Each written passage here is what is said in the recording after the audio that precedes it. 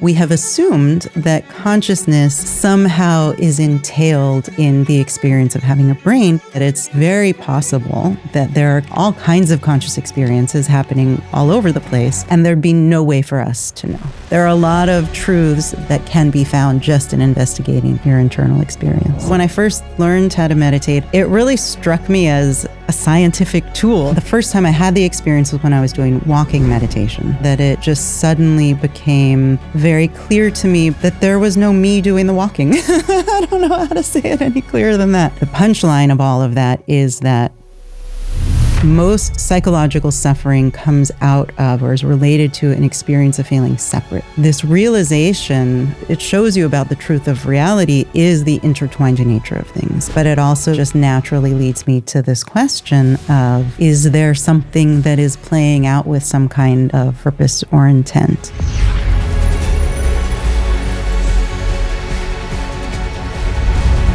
Hey everyone, welcome back to Know Thyself. Today, I'm excited to be sitting down with a really important voice exploring the intersection around neuroscience, meditation, the philosophy of mind and consciousness.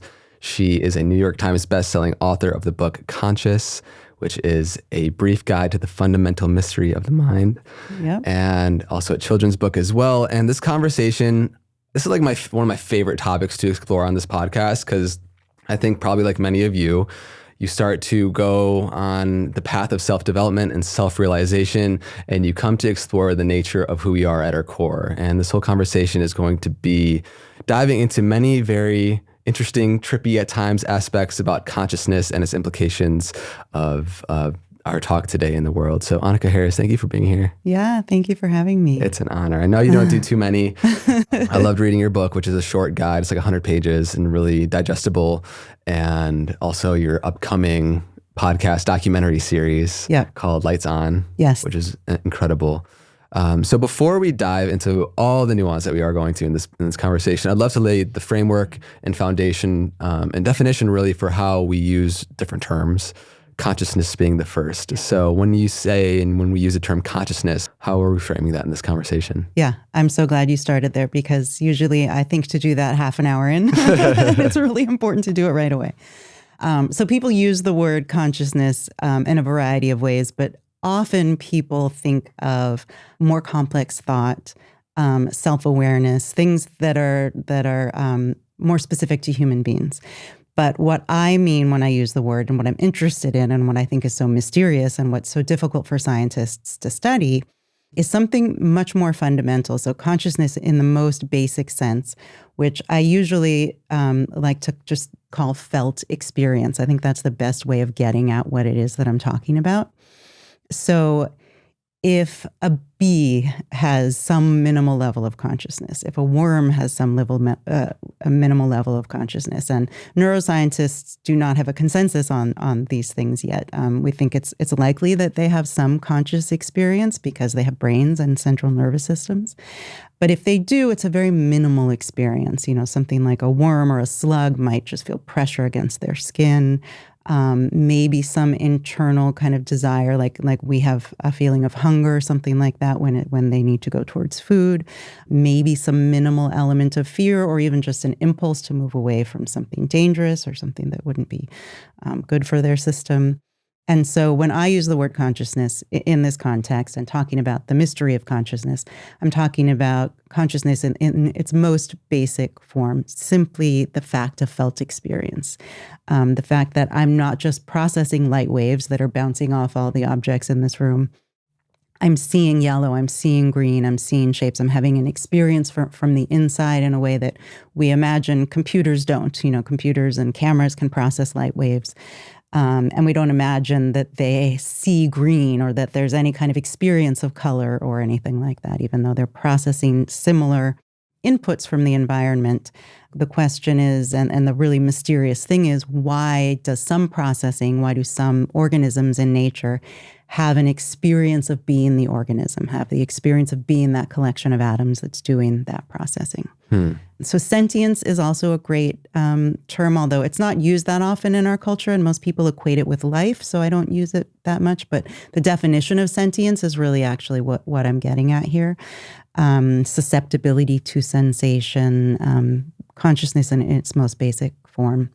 So I use experience, I use awareness, felt experience, and sentience interchangeably. But that is what I mean by consciousness.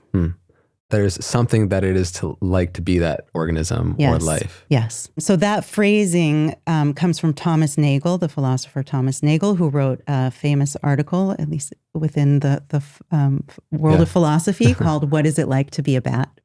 And he basically, discusses what I was just explaining, but in a more philosophical and detailed sense, in terms of what different types of organisms might experience in the world, having vastly different sensory modalities, inputs, brains, that type of thing. And there's a great German word, Umwelt, to describe, and that kind of covers all of the types of conscious experiences a given organism has. So we have a human Umwelt, and bats would experience a different Umwelt because they're experiencing sonar and navigating the world through a different sense than vision. Yeah. Yeah. I'm excited to explore the variants or degrees of sentience, but we come to this philosophical understanding and trying to answer the seemingly impossible question of why any organization of matter would have an experience of itself, which is famously kind of noted as the hard problem. And so, why is the hard problem especially hard as opposed to easy problems? Yeah, and that phrase comes from David Chalmers, the philosopher. Although the hard problem, as a problem has been expressed many, many times throughout history. He kind of coined this great term, and now we have this shorthand. So the quote unquote easy problems of the brain and neuroscience and consciousness are what we're really at the beginning stages of now in neuroscience, which is understanding and learning which brain states correlate with which types of conscious experiences.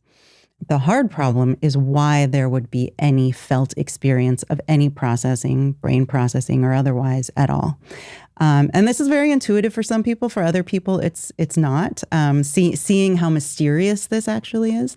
But when you start to compare things that human beings do to things that other systems do, whether they're artificial intelligence systems or plant systems or insect systems, it's easy for us to see how other systems, or we intuit that other systems may not have a felt experience associated with processing.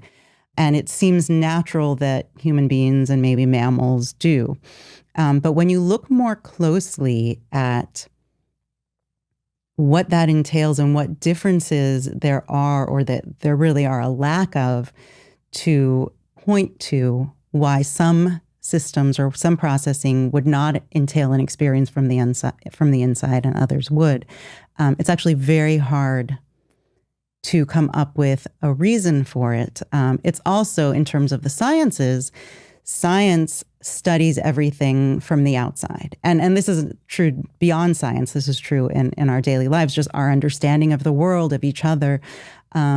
We are only able to study, observe, try to understand, experience other things in the world from the outside, from their behavior, from their physical characteristics.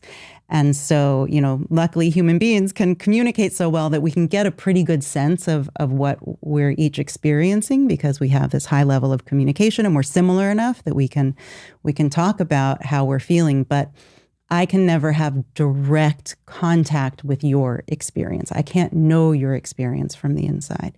And so this is a real challenge for the sciences and for just us as curious creatures, how to better understand something that you can only know firsthand in terms of the experience itself. The experience itself exists for itself and can't be really received or penetrated from any other place. Yeah, so you would say then it's impossible to have conclusive evidence that an organism or life would have consciousness looking from the outside? Yes. So this is, there are two questions that I raise in my book, and this is one of them. And it's, I pose it that way because I think it gets at our deepest intuitions about what consciousness is. And it shows us how counterintuitive a lot of the answers to these two questions are. And the first one is essentially how you phrased it. Can we find conclusive evidence from the outside of any system that consciousness is present in that system?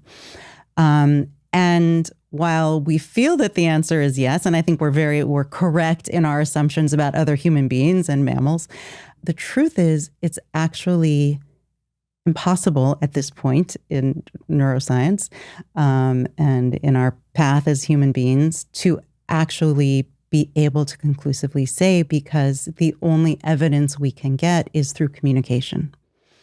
As I said, I can't jump into another experience and have that experience myself. And this is actually very interesting. I've been thinking a lot lately as I've been working on my documentary series about how important communication is for our ability really to talk about any experience at all. And we can't communicate if we don't share the same experiences. And so there's this limit, if I were talking to someone who were born blind and I was trying to explain something about my experience of seeing, it's extremely limiting. I mean, I could give some analogies, but there would be no way for me to explain to someone who doesn't have vision what my world of sights is like. The more different an organism is from us, the less ability we have to communicate. And so it's easier for us to kind of assume we have evidence from organisms that are similar to us. It gets much more difficult when there's an inability to communicate. And this is true with human beings as well. So in the case of someone who's experiencing locked-in syndrome, which can happen from damage to the brain, either by stroke or an injury, that leaves the patient completely paralyzed, but their consciousness is still fully intact. And so that's a situation that puts us closer to where we are in terms of looking at other organisms, other life forms, and not being able to know whether there's consciousness present. So if someone in a locked-in state looks like they're completely unconscious, they're totally paralyzed, they can't move. Yet we now know, based on some interesting stories we can talk about if you want, that many of these patients are actually having a full conscious experience. They can see everything in the room, they can hear everything in the room, they have thoughts, they're as having as full a conscious experience as you and I are having right now, with no ability to communicate. So then what is the second question that you posed? Yeah, so the second question is related and very similar, but it kind of gets at this intuition from a different angle. The second question is consciousness doing something? It's about the causality of consciousness.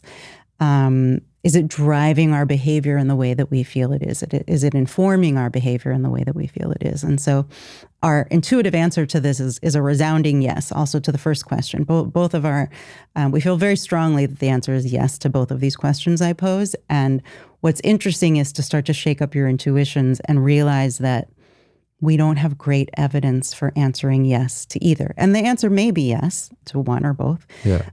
But it's surprising to dig a little deeper and realize we actually just don't know. So we feel very strongly that, my experience of anger, my experience of fear, even my experience of thinking through my day and my planning, that I couldn't really do any of those things without the internal felt experience. I couldn't do those things without consciousness. If I said, I woke up this morning and spent an hour prepping for this interview, but I was unconscious the whole time, it doesn't really make sense to us. So we have this intuition that consciousness is causal, that it's doing something, but there are ways to kind of break through that intuition and get you to question whether that's the case. Yeah, it's so fascinating to just contemplate what the inner experience of something like a dolphin, a blue whale, right, a snow leopard, an owl, like what is that like? But again, when we're using consciousness here, we're not pointing towards the context of consciousness or the use of echolocation, but the very fundamental aspect of there's an experience at baseline. Yes. And so, yeah, we're going to be exploring the different theories and possibilities of where consciousness is in terms of if it's an emergent property or more fundamental. But before we do so, I think it's so fascinating to explore how our intuitions around these things can really lead us astray, because our perceptive capacities that give us, that stitch this reality to us and give us a display of experience that allows us to navigate it. Yeah. But in so many ways, it's objectively, literally detached from what's happening in actuality. And so when we look at how our experience is kind of the last to know in this binding process, I'd love for you to break that down, because this starts to really, I think for some, be kind of destabilizing and like nauseating a little bit. But to me, it's like, I'm on the pursuit of truth. Like I think you are, and so much of our listeners. And ultimately, I think, so this is a very interesting insight. So let's start diving down the rabbit hole here. So a little bit of the neuroscience that starts to chip away at these intuitions, or at least get us to question them. I'll start with a simple thing like the experience of fear. That's something that many people give as an answer to that question. Is consciousness causal? Is the experience causing the behavior? And we feel, yes, if we encounter a bear in the wilderness, some scary creature, and our heart jumps and we're scared and we run, and there must be some reason that experience of feeling fear evolved to help us get away from danger more quickly. What's interesting is that at the level of the brain, the conscious experience of that fear is actually the last processing to take place, and your body takes action much sooner than you become aware of the fact that you're even feeling fear or anything else. It's about 300 to 500 milliseconds. 500 milliseconds is half a second for most of the processing of perception of information we're gathering from the outside to kind of get woven together to then be delivered to our conscious awareness. So even that simple experience of feeling fear and running for your life, that is an automatic process. It's an automatic physiological response. Your body moves into action much more quickly than your brain has time to actually deliver the conscious experience.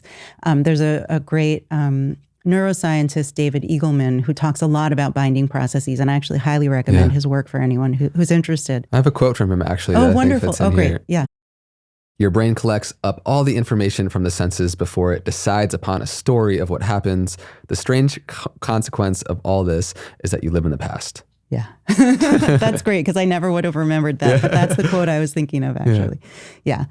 And so when he talks about binding processes, these are processes that integrate all of the incoming sensory information we're getting. Because they come to us at different paces, right? That's right. Sound and light travel at different speeds, et cetera.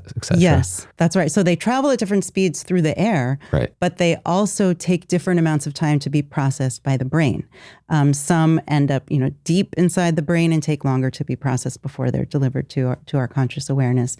So David Eagleman also talks about this example in his work of why we use sound rather than light at starting blocks in races. Because we know that light travels faster than sound. You'd think that would be the quicker way to our nervous system. But it actually takes longer, even though the light gets to our eyes faster than the sound arrives at our ears. It takes longer to process the light waves than it does the sound waves. And so when we hear a sound, we react much more quickly than if we see a light flash. And so in my book, I give the example of the experience of playing tennis, just hitting a ball with a racket. So in our experience of the present moment, we see the ball hit the racket, we feel the impact of the ball on the racket, and we hear the sound of the ball hitting the racket all in the same moment, when all of these signals take different times to get to the brain and then take different amounts of time to be processed by the brain. And then through binding processes, we're delivered this experience of all of that happening in the same moment, because evolutionarily speaking, that's the most useful way to deliver that information so that we can interact in the world in a useful way. Yeah, it'd be so strange to actually process things coming in at different speeds. Yeah, and there are people who have disorders where that's the case, and that's a hard way to get through the world, but it also shows you what our brain is doing all the time when it's healthy and when it's, being useful. And the punchline of all of that is that all of these unconscious processes are happening milliseconds, sometimes even seconds before our conscious experience. So our neurology is bonding these sensory inputs, which gives us and stitches together this experience of reality, which is very useful. How has that like changed how you actually operate in your life? I'm curious if it has at all, because it's very... It can be destabilizing. Yeah. And I've had that experience as well, but I'm glad you brought this up actually, because I think it's important. There are some really wonderfully positive psychological effects of having this realization as well. So it's important to kind of talk through that and get to that point. Yes, I mean, it's disconcerting because we have this intuition and this belief that, I don't know if you want to get into this topic so soon, but the experience of freely willing an action and being a solid self, and I think this is something you've talked about on your podcast before, this illusion of feeling like a solid self. Many times with Donald Hoffman, with Sam, and many others. Yeah.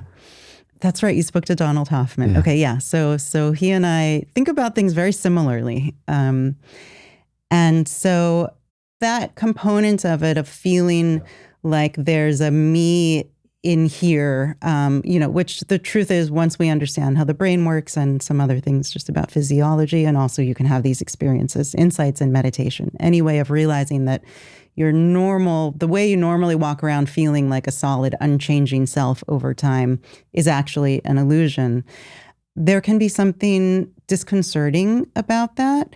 But ultimately, I actually think it's a very beautiful and freeing, and I don't usually use the word spiritual, but I think, when I'm at a loss for a word for that experience of feeling more at one with the universe, more at one with nature, that dropping of the illusion of self is essential to that experience. And so, ultimately, I think it's a very positive thing. Yeah, I think to our lowercase s self that has an identity that could be very destabilizing because you're like a prisoner of this illusory reality, but it also invites, like you're saying, a deeper sense of freedom to taste what is a more fundamental aspect of self with a capital S. Yes. And that is very freeing. Yes. Because you're coming to know deeper in the true nature of who you actually are, which is ultimately a good thing, I think. So. Yes, no, I agree. And I also think there's another component to it, which is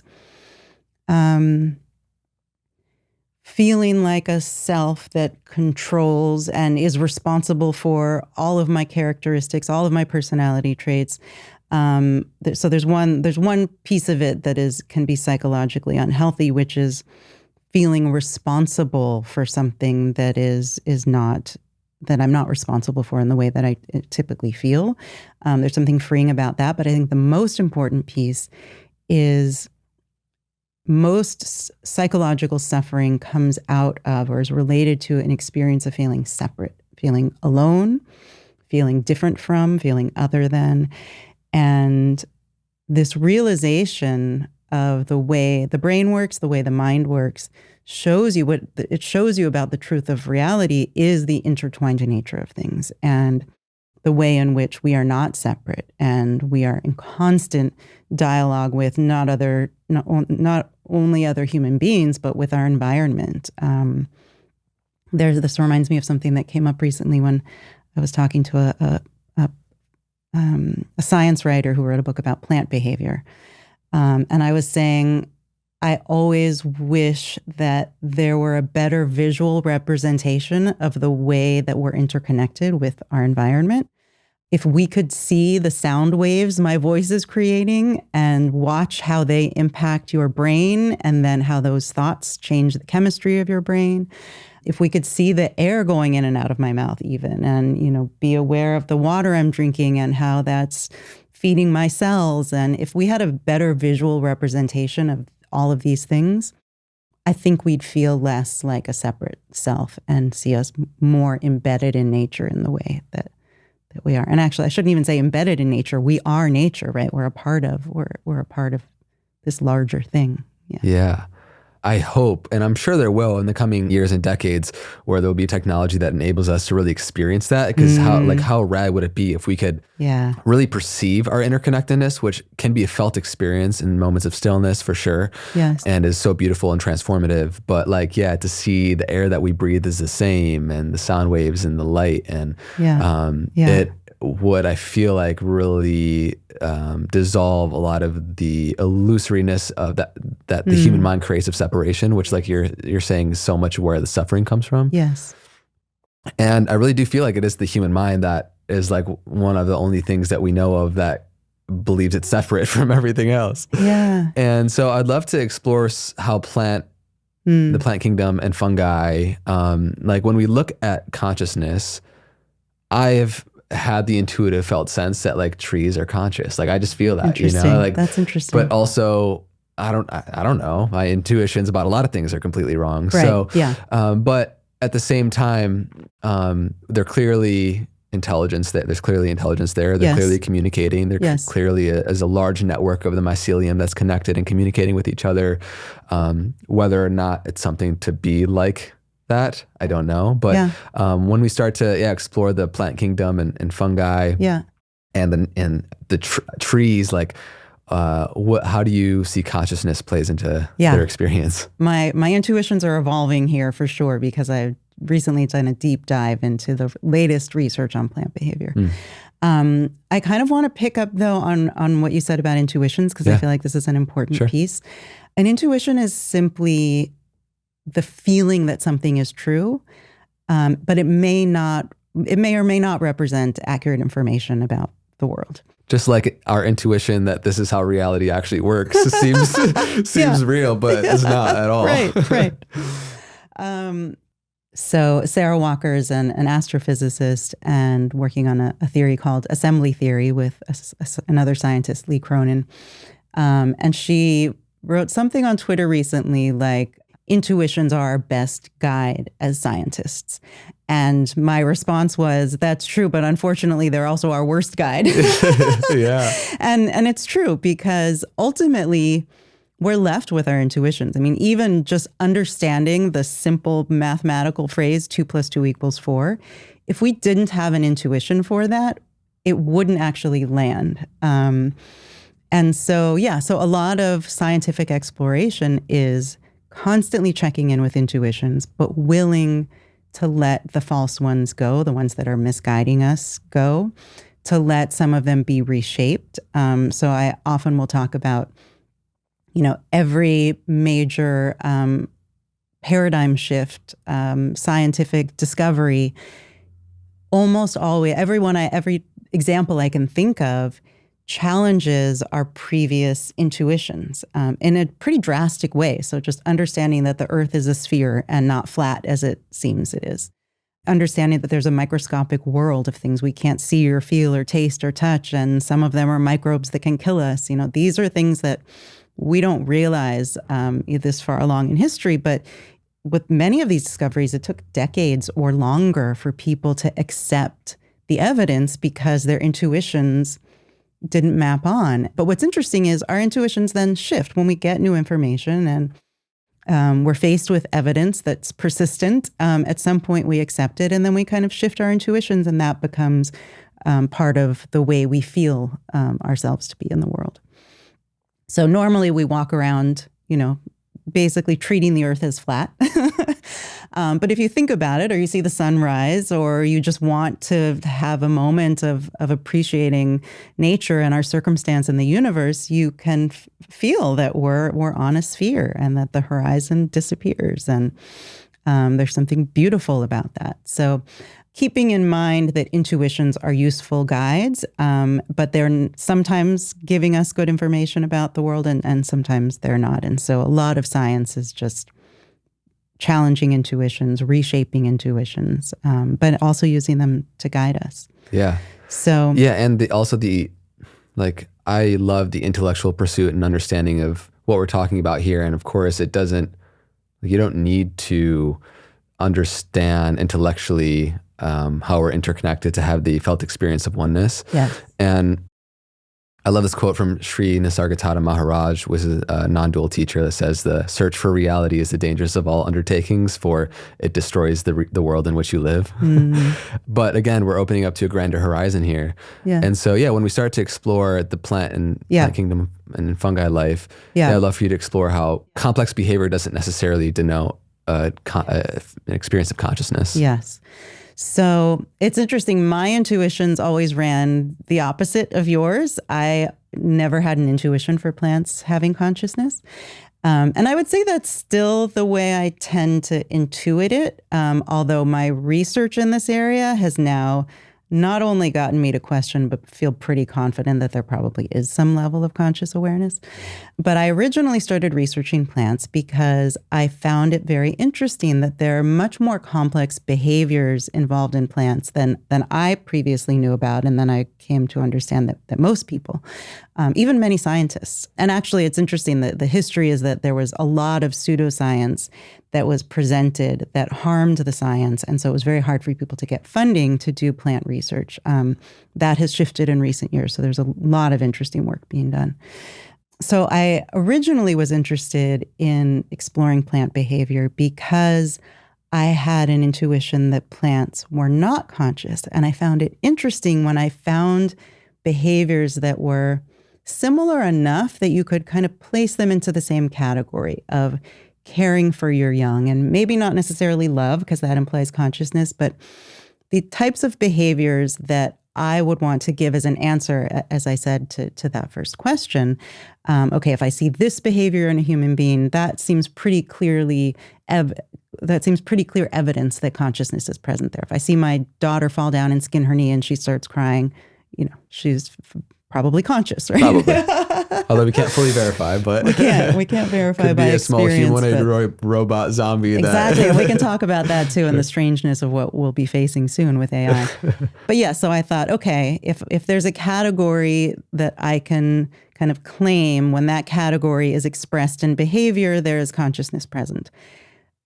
Almost everything you point to, there is an analogous behavior in plants, and it's usually much more simple, and plants don't have brains, and they're very different. But the output, the actual behavior, is not only very similar, but sometimes the mechanism behind the behavior is actually the same. And so I learned from Daniel Shamovitz, the plant biologist, that we all know at this point that we share a lot of our DNA with plants, but some of them are actually the same precursors to a lot of the same types of behavior. So the genes that are responsible for plants' ability to detect light and variation in light, we have those same genes, and they're related to the same processes. They get more complex in human beings and affect our circadian rhythms and all of that. But down to the level of the DNA, this behavior has similarities. And so what I thought was interesting was that I could look at other behaviors that fell into those categories and have no intuition that there's a conscious experience there. And already this started to shift things for me a little bit. So the main reason I've always been interested in plants is because I assume they're not conscious, and that shifts my feeling about when I deem certain behaviors to be evidence of consciousness. Yeah. But it also, the deeper you get into this, the more you start to wonder if there is some minimal felt experience. If I can consider there's possibly a minimal felt experience in a worm moving through dirt, plants exhibit very complex behaviors. I can give a few examples of recent ones that I just learned about. Yeah, with communication, memory. Yeah, right. All of these things. There's a parasitic vine called a dodder vine, DODDER, dodder vine. This was research that was done in 2023. Scientists were already aware that dodder vines, the seedlings, when they start to grow, because they don't photosynthesize, they're a parasitic plant, they need to be latched onto another plant in order to survive. So the minute the seedling starts to grow, it starts to sense its environment to find the best plant for it to latch itself onto. There's certain types of plants, like grasses, it can't latch onto at all. They're totally useless. Certain plants are better than others for it to live a long life. And so scientists didn't know that you can watch time-lapse photography of these vines starting to grow, and they kind of move around, and you can tell they're sensing something. And scientists originally thought there was some kind of chemical being emitted by certain plants that they might be able to sense. But it turns out in this case, and plants do detect chemicals, and there's lots of behavior associated with that. But in this case of the dodder vine, One scientist suspected that it had to do with light, that it was actually sensing light, that it had photoreceptors of some kind.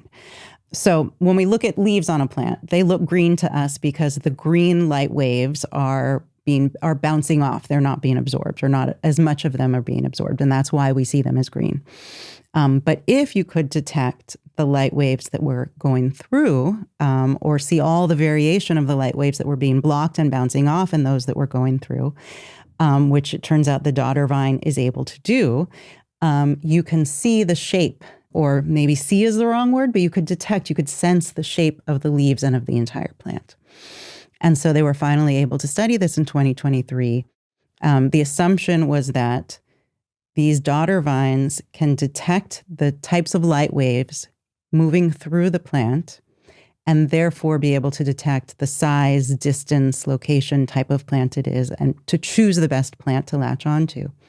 The experiment just used LED lights, and it mimicked the type of light that would be going through the leaves of a plant that it would be beneficial to attach to, and then a different type of plant like grasses. And it made shapes just with LED lights in the room.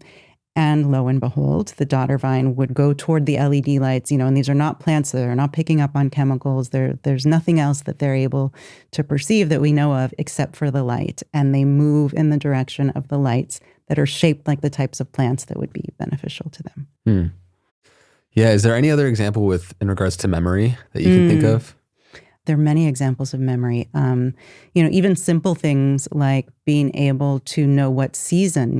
We all experience spring, and the reason it's not just that the temperature has to be a certain way, but a certain number, depending on the plant. But there are certain plants where a certain number of cold days have to be registered before it will start to switch into this new season of blossoming. I might not have this right, but I believe it's tulips. Is it tulip bulbs? You need to if you put them in the freezer, I think they need to be put in the freezer. They need to have some experience of, I think, 30 days or something like that of cold temperature before they will bloom. And so there's a way in which all plants really, in some sense, are using memory to keep track of, even in a single day, of the sun rising and setting. There are plants, there are house plants that you might notice they're in a slightly different position at a different time of day. They will orient their leaves toward where they're expecting the light to be. And so that, it's a simple form of memory, but then something like the Venus flytrap is actually doing a form of counting. The Venus flytrap has a few hairs on the inside, and it has to be touched. More than one of the hairs has to be touched in succession within a certain time frame to trigger the leaves to close and grab the insect. And so it's keeping track of time and number of hairs being touched, and that is a very simple form of memory. There are also these evolved methods of communication, not just between plants, but between plants and insects. And so there's this whole culture, if you will, of the environment. And there are many examples of this, but one example is a tomato plant. If it's being devoured by caterpillars, first it can sense the caterpillars by the frequency of the chomp. So there's some sense of hearing is maybe not the right way to describe it, but they can detect the frequency. They know the caterpillars have arrived. They release a chemical that signals to the nearby wasps, parasitic wasps, that the caterpillars have arrived, and the wasps come in droves and inject the caterpillars. Whoa, plant cartel. Exactly. Yes, and there are many examples of plants summoning insects to help them when they're in trouble. Plants warning other plants of dangerous pathogens that are in the area, and they will use different signals if they're talking to the same species. I'm trying to remember which plant this is that I was just reading about. It might come to me, but there's a plant that sends one chemical if it's trying to let the local same species plant know that there's some kind of invader. It will send a different signal if it wants to let the entire plant community know. sounds great. I feel like I'm speaking pseudoscience, but you can look this up. It's real. Yeah. It's so fascinating that and you look at densely biodiverse, like the Amazon jungle, or places that have so much variety of plant, bug, animal life. There's just, in ways we're barely scratching the surface to understand such large amount of communication, collaboration, supporting, defense that are happening continually. Yes. And so how can we best discern whether or not an intelligent life form might possibly have a conscious experience? Like, yeah. I know we kind of established that it's kind of impossible to, but yeah, no, how do we get to? I think that, that's why this work is so important. And that's why, consciousness studies are so important, because first of all, neuroscience is really in its infancy. So we're just really barely getting a handle of how the brain works. But no, there's this obstacle, and this is what all my work is about. There's this obstacle to studying consciousness in the way that we have studied other elements, other problems. And it's not clear that we can study it the way we've studied everything else. And I think there is very likely some kind of shift coming in the sciences, similar to when we had these other paradigm shifts. And it's hard to know what that will look like. I have some ideas, but humans in general are not great at foreseeing the future and great at having good enough imaginations to picture what 100 years from now will look like. But I really think that there is some shift coming with the sciences, because I don't see how we can truly understand or study consciousness in the ways that we have studied everything else from the outside. Yeah. I also wonder what ethical implications this has, we already know the horrors of like animal agriculture and how billions of what life we pretty are sure of has incredible amounts of intelligence and sentience, consciousness. Yeah. That we murder and shove into these small little boxes and exploit and artificially inseminate. And we already know those are conscious, but I feel like I'd be curious to see what would happen if we actually were able to come to deeply understand conscious being more fundamental, and how that would change, pillaging the resources in biosphere. I think this will be one area of the science, and the research is actually, I think, getting a better understanding of suffering and what causes suffering and where we find suffering in nature. Because just because there's conscious experience, I think, doesn't necessarily mean there's suffering. And I think we don't understand the relationship between those two things yet. We understand them at the human level, the animal level. But if consciousness goes much deeper in nature than the sciences have previously assumed, I think this will be one of the first questions we'll want to ask is, where do we find suffering? And we clearly, the way life and nature works, I think of it often as entropy fighting machines, right? Where we're fighting entropy, and that takes energy and resources. And by definition, you are in competition with other life forms. And there's this inevitability of, at the animal level, suffering. We have to destroy other things in order to keep going ourselves. But every living thing will die. And when you're not getting enough nutrients, it's suffering to feel hunger. There's competition for resources, competition for sex partners. And, this goes all the way down to the level of insects and plants. And so it becomes kind of an overwhelming question of where we will find suffering in the universe, and what our role will be in helping to mitigate it to the extent that we can, and how much control we will or won't. There was one example in this book I should mention, actually, and I brought you a copy because I think you'll love it. Yeah, thank you. Zoe Schlanger just came out with a book called The Light Eaters, and it's about plant behavior. And there's this diabolical example she gives again about caterpillars. And this is interesting. This is an instance of the plant releasing a chemical that interacts with the neurochemistry of the caterpillars. And it causes them to stop eating the leaves and to start eating each other. They literally become cannibal caterpillars. And this is just, this is a horror movie. But the plants, if the plants, hadn't found some way to deal with the caterpillars would devour the plants, and they would, and so there's this constant fight that is disconcerting to contemplate. But yes, I think, in terms of my interest in ethics and morality and avoiding suffering when we can and are aware that it's taking place, to me, that's a very interesting question, and one of the first questions I think we should be asking. Yeah. I know you've given also in your book and documentary series also different examples of parasites and viruses, and how that, we could explore this for hours. It could be a whole podcast series, Yes. But I do think it is very fascinating because I've, in my own meditative journey and just like going on walks, the more I feel like I become sensitive to like life around me, the more I experience things around me as a part of self, Yes.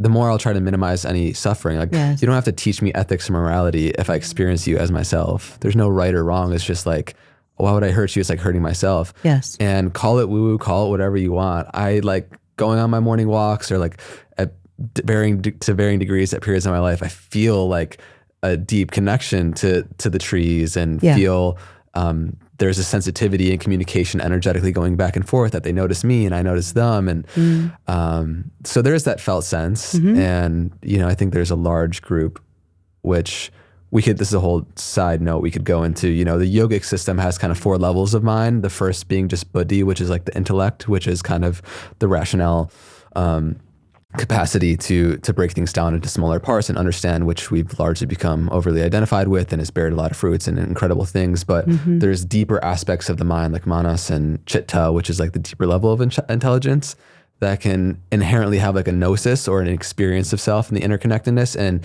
it's a cognition that goes beyond the intellect. And yes. So, I just think that as we dive deeper into, meditation, as I know you've been on your meditation journey for a while and different things, this becomes an interesting point of reflection. Yes. Yeah. Yeah. And our intuitions get shifted, as you said. And actually, my intuitions are starting to become more like yours in that sense, in terms of plants. There's also a Buddhist term that just now came to me, which is the non-conceptual valid cognition, which is this kind of intuitive or gnosis that can be born through the body's intelligence. Yes. That just reminded me of the more open I became to consciousness being fundamental, the more that intuition started to solidify for me. And the more I started to have new questions about consciousness, because, shaking up intuitions gets you to see the world differently. And then you suddenly have new questions because you're kind of sitting in a new world. And so you become curious about it. And having the right questions is probably the most important part of an endeavor of seeking truth, of a scientific endeavor or any other, is having the right questions. And so I love that shaking up intuitions gets us to feel like the place we have been inhabiting actually seems different and new now. And now we have these new questions about. Yeah. So I was actually going to go here perfectly. I can always tell the flow of a conversation is going well when the guest brings up where I was going next. And so I'm excited. Let's keep diving deeper here. And so a quick share. One tool that I found enhances my consciousness and conscious experience of life, no doubt, is red light therapy. And if you don't know, red light therapy has over 4,000 peer-reviewed studies, many of which show how it helps with cellular healing, skin health, testosterone, sleep, mood, and so many others. I personally can feel the benefits in real time, and I think it's a great way to get healthy light in the morning before sunrise, especially on cloudy days. And I usually meditate in front of the light. Boncharge is a great option for red light devices because they have the lowest EMF on the market and there's no flicker. They ship worldwide quickly. They're easy with returns and exchanges, and they have a bunch of other science-backed products to check out. Go to boncharge.com/knowthyself and use coupon code KNOWTHYSELF to save 15%. That's BONCHARGE.com/knowthyself. Boncharge products are all HSA FSA eligible, giving you tax-free savings up to 40%. I hope you dig it. Back to the episode. You and many others kind of pose the traditional, I guess, conventional view has been thought that consciousness is an emergent property out of unconscious complexity building, for example, in the human brain, and the alternative exploration, which is becoming more and more, I think, partly also because of your dedication to this work, is exploring the notion that consciousness could be a more fundamental constituent of the universe. And so can you break those two down? Why you don't love the term panpsychism? Yeah. And explore the possibility of consciousness being fundamental, which would open up a lot of other doors for exploration. Yeah. So I can start with panpsychism, which is kind of traditionally the category of thought. There are many different versions of it, and but philosophers for a very long time have thought about the idea that consciousness might be part of matter, a feature of matter, a property of matter that we just haven't understood yet. So in the same way that there are all these fundamental forces that physics has revealed to us, that possibly consciousness is one of them, and this kind of falls under the umbrella term of panpsychism. I don't love the term panpsychism for a few reasons, although I will say that I'm happy that there's been a category of thought that philosophers have been able to do a lot of work in. I think a lot of interesting work has been done here. Some of the writings, writings about panpsychism have influenced my thinking. There's some very brilliant work there. The term itself was coined in the 16th century, and so I think it's problematic to use that term now when our sense of the universe and of scientific phenomenon has developed so much. It's from a time when human beings were very confused about the nature of the universe and the nature of matter. And we're still very confused, but we know a lot more than we did then. And I think that even if no one had had this thought before in the history of humanity, I actually think there are many reasons why at this point in time in neuroscience and in physics, this is a question that would naturally be coming up. And the question is simply, is consciousness more fundamental than the sciences have previously assumed? And I think that is a very legitimate, very interesting, very important scientific question to be asking right now. So to discuss that question in the context of panpsychism doesn't totally seem appropriate to me. The other reason I don't love the term is just because it's an ism. Yeah. And I really do believe we have no idea. And it's this exciting new question that we can explore. But I see it as really a question at this point, a legitimate one. And I can talk about the reasons why I think it's actually, in some sense, makes more sense with everything we understand about the physics and the neuroscience. In many ways, it actually makes more sense that consciousness is fundamental than not. But panpsychism, being an ism, implies that there's a set of beliefs that has already been figured out, that there's something to believe in. And I think that's also, just an incorrect way to view our current level of understanding. Mm-hmm.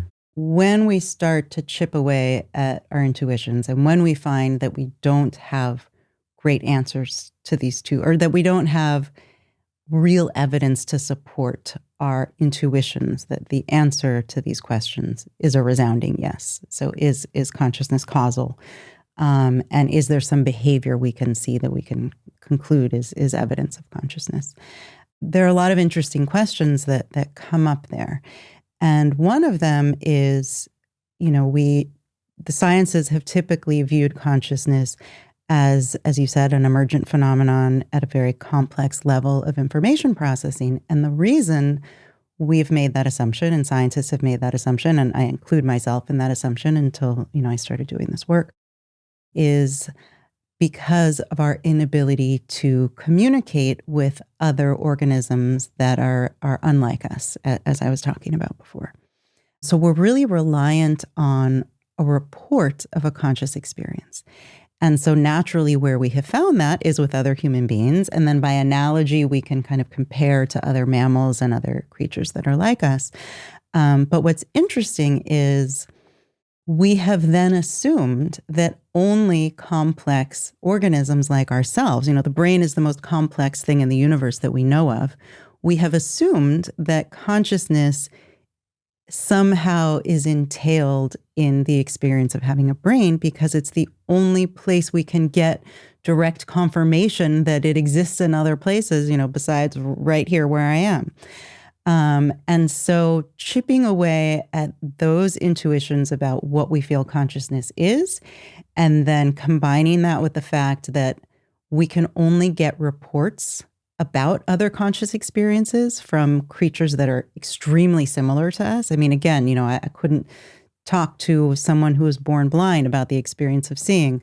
I interviewed someone for my documentary series who was part of he was part of a study where they were trying to see if they could add another sense to human beings, and they attempted to add the experience of magnetic north. This is something that other mammals have. They're sea creatures. Birds have this, and human beings don't. We have no sense of a magnetic field at all. And they were actually successful, and they were able to give these participants. I can explain the study if you want, but the upshot is that they all developed this feeling of magnetic north. They had to use a tool, and they didn't have it if they weren't using this belt that was giving them information that they trained with.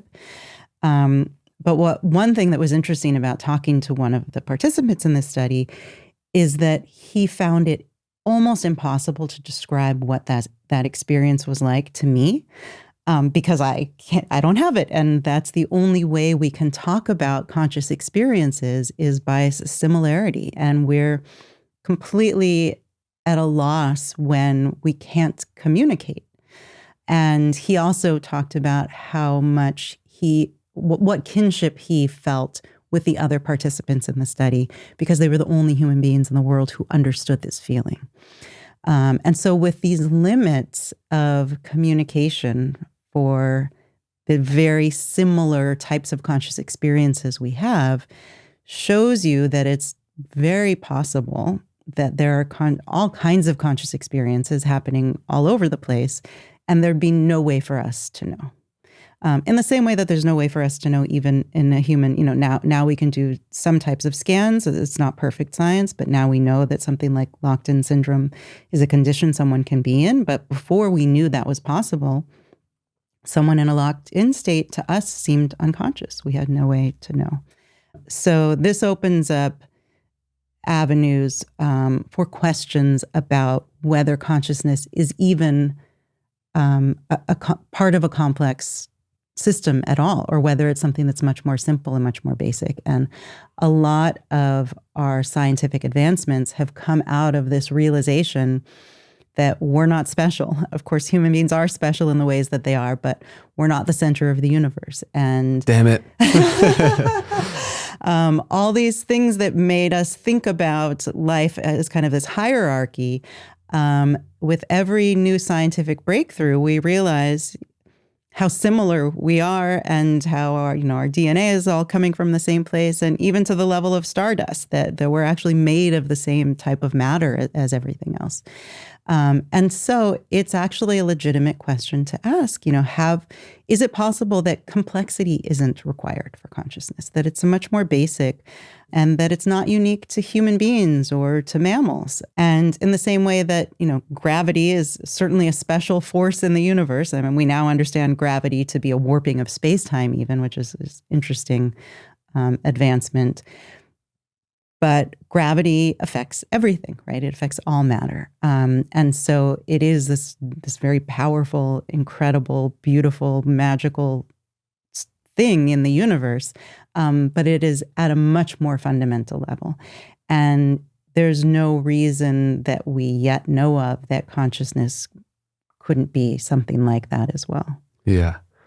That study was so interesting about giving humans new senses. I wonder if it was just really unlocking an already present capacity. I mean, it must have been, right? If we had the capacity to notice, if we're really only perceiving less than 1% of the electromagnetic spectrum, and there's a continual sea of information that's around us, and we have the ability through various practices, techniques to enhance our sensitivity, then I wonder how many different types of senses we could have that could be developed, which is very intriguing. Yeah, no, and this is David Eagleman's work, and there are other neuroscientists who are working on this too. It's called sensory addition, sensory substitution, which is for people who are blind and deaf, who are lacking a human sense and able to gain it back in some in a different way, but able to gain that back. And then sensory addition naturally comes out of that because our brains don't really care how the inputs come in. It's just, by accident of evolution that we have eyes and ears and, we have these ways of perceiving signals from the outside world, but there are all kinds of signals that move right through us or that, even within the spectrum of light, we don't see ultraviolet light. There are some insects who do. And that's just because of the design of the tools we have for receiving the inputs from the outside world. So yes, in theory and in practice in more and more cases, we can, through tools, bring in other inputs, wider range of light spectrum and all kinds of other things that we don't normally perceive, like a magnetic field. And if that information can get fed to the brain will find a way to start to make sense of it. And it's pretty interesting. For all of these tools, it takes about 6 weeks. And it's never within the first few days or first few weeks. It feels like whatever the signal is that's coming in. David Eagleman worked on a wristwatch and a vest. These are all things you can look up online. The first version of this was called a brain port, and it was a device that goes on the tongue and gives electrotactile signals that are based on a camera that the person wears. And so this was originally designed for blind people. So they're not able to see. The visual input comes in through the camera and then gets transformed into these electrotactile signals on the tongue. At first, the person just feels this weird buzzing on the tongue and it doesn't mean anything to them. Over time, the brain learns to interpret the signals in the same way it learns to interpret the signals coming in through the eyes. And it actually becomes an intuitive sense. And there are people who use the brain port. There's a woman who actually lost her vision in her 20s. So she had a memory of what it was like to see. After she was trained with the brain port, she is quoted as saying, "I know vision, and this is vision." And so the brain actually developed, rather than consciously interpreting all these signals, suddenly it's like a new intuition in the way that we use sight. So people can shoot baskets using a brain port. They can go through complicated mazes. They can navigate the world in the same way that we navigate vision.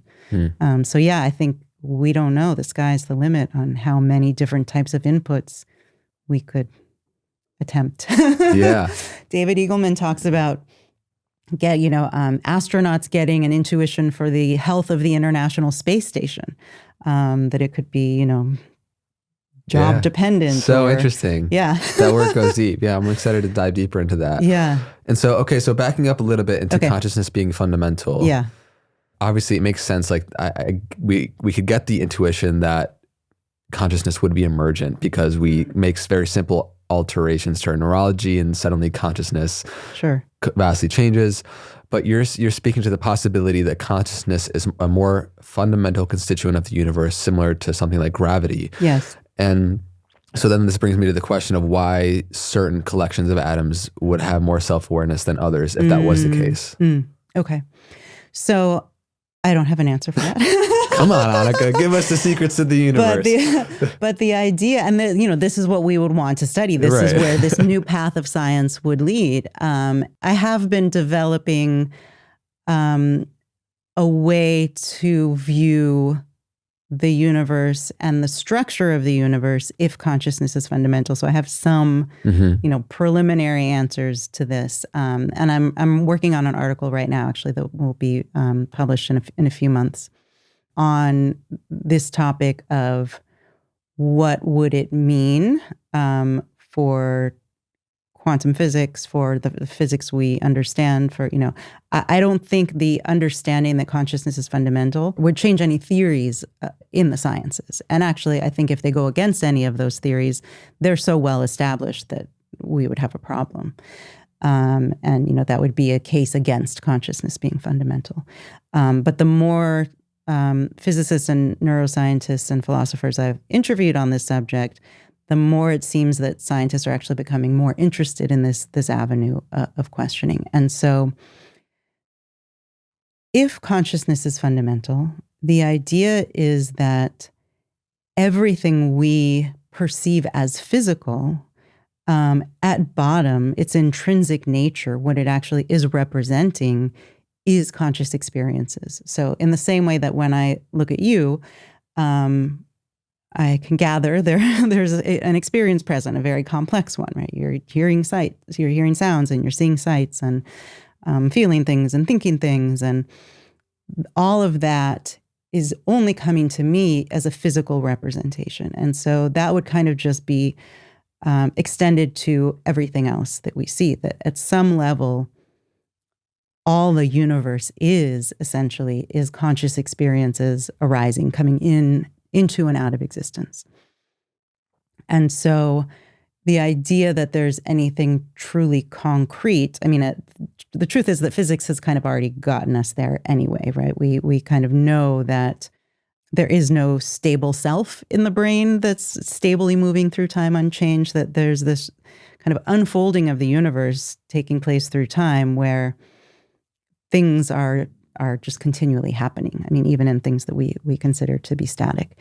And so if consciousness is fundamental, not only are there conscious experiences arising, in this rug and the floor and everything that we perceive, that the things we're perceiving are just representations of other conscious experiences, much more likely more minimal because the systems themselves are much less complex and there's much less going on. But even within my own body, so this is where memory comes in and is very interesting. So I have this experience of being a self, and there are many things that there are many parts of the neuroscience that can explain how I have that experience. But a big part of it is memory.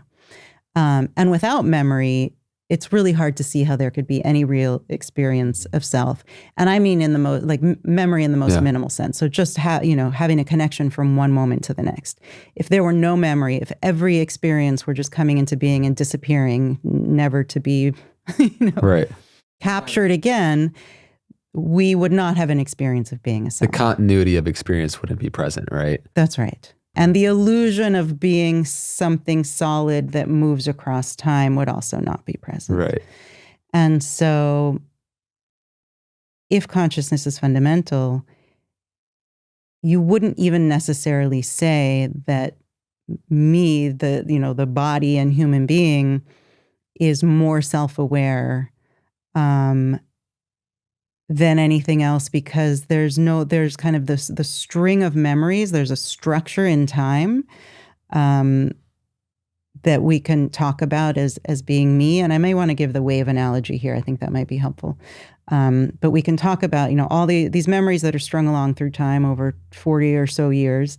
If consciousness is fundamental, were millions upon millions of other experiences that took place within my body during that time that just didn't enter this string of memory.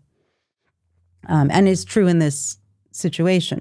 I can report to you about all the experiences I'm having. That doesn't mean that there aren't countless experiences in the processing of my liver or in other parts of my brain that are not entering this stream of memory that I have access to and can report on. Yeah, like we know the heart has these 40,000 neurites that store memory and do different things like that. Sure, and there could be all kinds of processing related to that, with or without memory. If consciousness is fundamental, there are countless experiences arising in my body, in every moment. Only a very small fraction of which fall into this thread of memory that then is something I can talk about and think about and all the rest. But the big question I'm left with, if consciousness is fundamental, is why does it have a structure, and what is that structure? Because clearly it does have a structure. And so whatever we might be able to understand and learn about that would give us somewhat of an answer to your question. So the ultimate question would be, and where science would then be headed, is why does it have this structure? And the structure, we already know a lot about the structure through mathematics and physics. Clearly that's what mathematics and physics is describing, if consciousness is fundamental, is the structure of all these different conscious experiences that come into being in the universe. And so some of those structures are much more complex and contain memory and persist over time. Sarah Walker, when she's talking about life, talks about structures in time, that if we could see, if we weren't limited to these slices of time, if we could see structures in time, we'd have a better intuition for what life is. And I see consciousness very similarly. That the structure of consciousness, if it's fundamental, sometimes exists through time. And that, a human mind is one example of that. Yeah. And so you'd see it as, if consciousness is fundamental, like certain larger celestial bodies would have a larger gravitational field because of the structure, I guess, of the size and density and mass. And then an electron would have a certain level of consciousness, perhaps. Yes. It would in this theory, but yes. Then larger collections of molecules and atoms, for whatever reason, because of the structure, would give rise to more self-awareness and conscious experience. Yes. Although at this point, I think about it in the reverse almost, that the conscious experiences are the primary thing, and that the structure, the thing that we're calling matter, is the structure of consciousness. And it's not actually a physical thing in the way we intuit out there in the world. It is what everything actually is. It's what the only thing that actually exists are conscious experiences, the consciousness and it's the contents that are arising. And that has a structure to it, but it's not objects in space-time the way we perceive them to be. And actually, I've been making this analogy recently where, we used to think in Newtonian physics, we thought of gravity as a force, as another force in nature. And then Einstein showed us this more accurate picture of space-time being warped by mass. And so gravity is not thought of as a force anymore, but is thought of as a warping of space-time. And so, it's like a marble being drawn by a heavier object in a fabric, rather than the marble being pushed in the way that we typically, or we used to think of it. It's following a trajectory along this warped space-time that now is moving in this direction. And so the question, if consciousness is fundamental, is what does our perception of space-time actually represent at the fundamental level? So in the same way that we feel the force of gravity, and the force of gravity, that feeling is pointing to part of the structure of reality, the warping of space-time. What does our experience of space-time represent? What is it actually representing in the underlying reality? This also reminds me of the way we experience space, which we now are pretty convinced is false. I mean, most physicists now think that space itself is emergent of something more fundamental. Which is a wild concept to try to wrap your futile mind around. I've been trying to wrap my mind around it for the past 5 years or so now, very seriously, and in this work, because I think it relates to how we see consciousness, if consciousness is fundamental. And even if it isn't, it's interesting, because in the same way that we know green is not a quality out there in the world, green is not a part of the leaf. It is the way it's the quality of my experience. It's the way I experience the light waves that are bouncing off of the leaf and entering my retina. And, we kind of understand what's happening there. So green is the felt experience of this other thing that's happening. That's not the way the universe is structured. And so most physicists, there's practically a consensus now that space is not fundamental. And so we're mapping something that's more fundamental into our experience, and we experience that as space. But whether that's different levels of energy, or, we don't quite know how to interpret that finding. But what I think is interesting is that if consciousness is fundamental, that finding makes a lot more sense and is actually easier to digest and get your mind around, because it's once again another mapping that our brain does for us and gives us this content, this experience of something that's out there. It's the structure of the universe in some sense, but it's not the way we experience it, and the underlying reality is very different. And so there are many physicists and mathematicians who believe that whatever comes out of the math whatever geometric shapes and equations come out of the math, that all of those things actually exist in reality. They're not just part of the structure that may or may not come into being, but something like a Decoract, a 10-dimensional shape that clearly comes out of the math. Max Tegmark is a physicist who will say these objects are not just hypothetical and not just possible. If they come out of the math, they exist in reality. That is very hard to make sense of in our current understanding of physics. But if consciousness is fundamental and the structure is describing the different types of felt experiences that arise in the universe, a 10-dimensional structure as a description of a conscious experience or many conscious experiences, that is something we can grasp. I just went on a whole tangent. Yeah. I love that. Okay, good. Yeah. And that image of the Decoract is quite beautiful. Also very interesting to look at. Yeah. But also even more dimensions of space, which are likely the case. I mean, all these interpretations of the results we see in quantum mechanics, most of them, if not all of them, give us many more dimensions of space than 3. That is kind of impossible to make sense of unless the dimensions are not actually about space in the way that we perceive space. Yeah. I'm really interested in the overlap between ancient wisdom traditions, knowledge around this, and the emerging science. Yeah.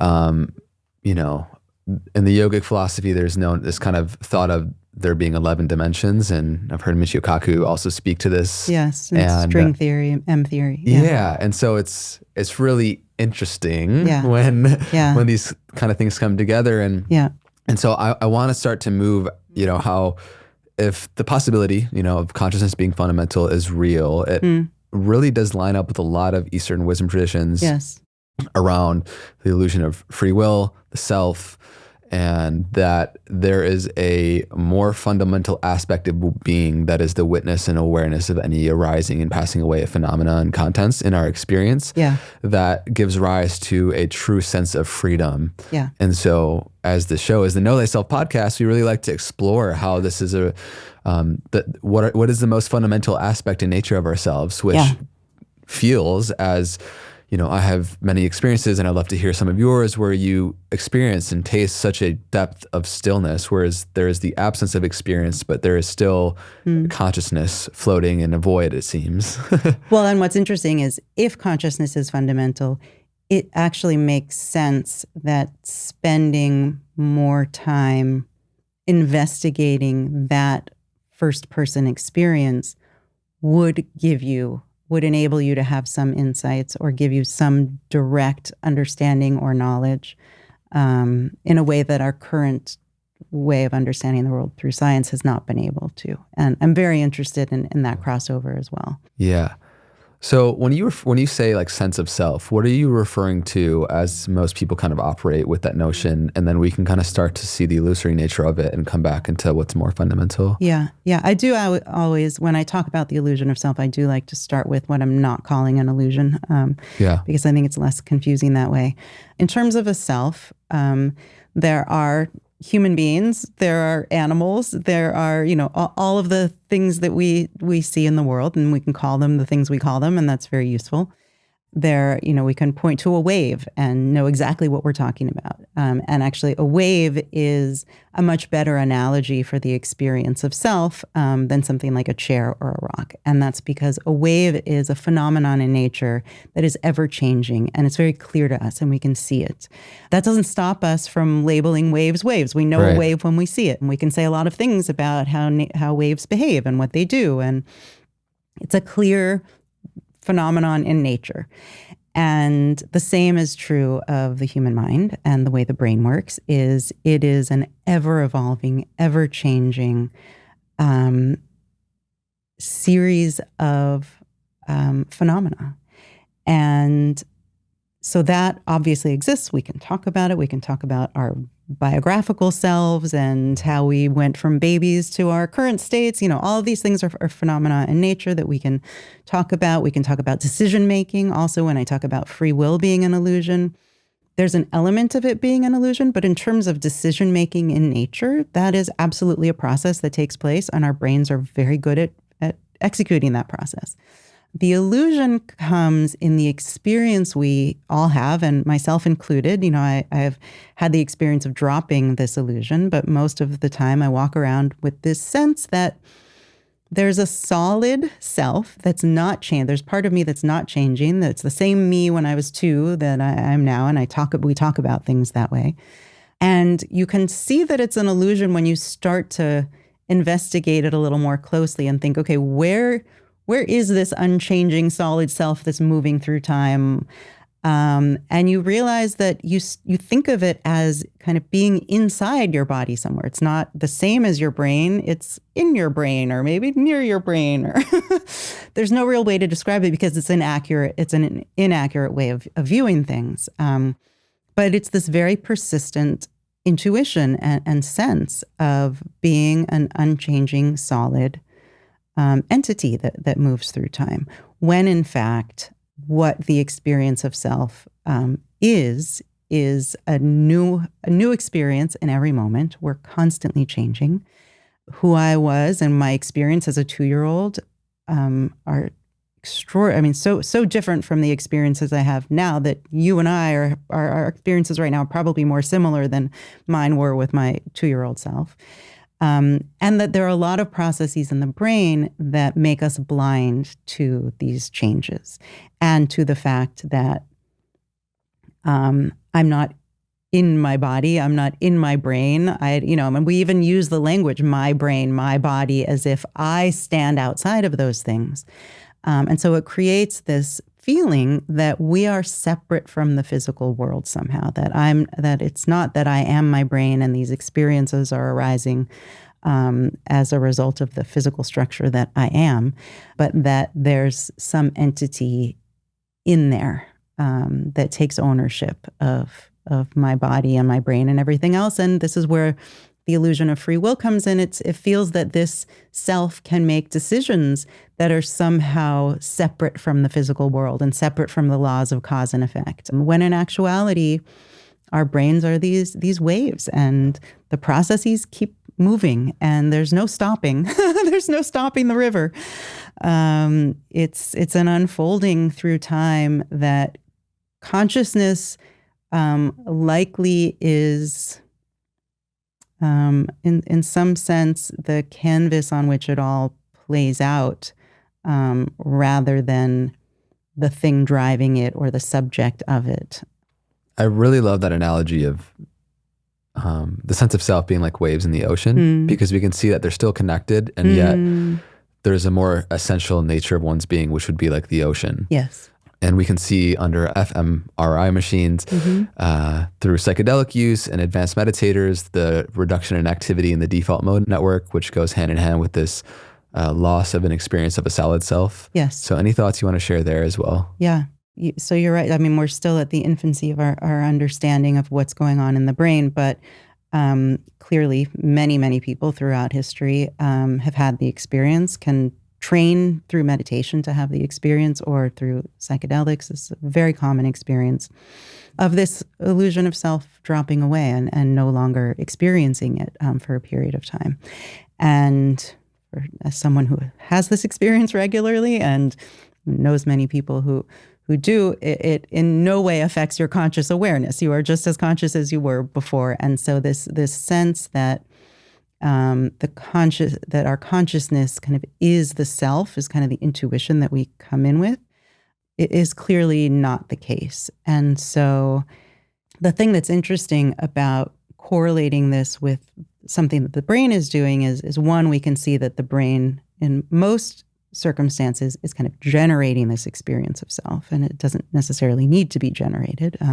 We can have a full experience of being human beings and not have that experience generated. But also that when people have this experience, it's in extremely positive terms for the most part. Feeling a sense of oneness, feeling a visceral sense of the interconnected nature of things, as we were talking about before. That even though there's not a visual representation of it, there's actually a way to be in the world where you feel intimately connected to the air and the water and other human beings and sound waves and everything else that we're immersed in. I mean, there's almost an experience of feeling like a flexible web, rather than being a self moving around inside something other. And I know you've been like meditating for over 20 years Yeah. now? Yeah. And I heard you mention that you had an experience at one of your first 5-day silent retreats where you got to experientially taste this. So I'm just curious for you to share a little bit more about your experience firsthand. Yeah. It is. It's a completely different thing talking about it versus experience. It's like reading a menu versus eating a meal, Yes, I know. I was just going to say, I always find this really hard to describe. And it's, I think, a little bit similar to the magnetic north experience, where we don't have language for it because it's not something we experience regularly. And probably most people, especially in our culture, have not had the experience. The first time I had the experience was when I was doing walking meditation.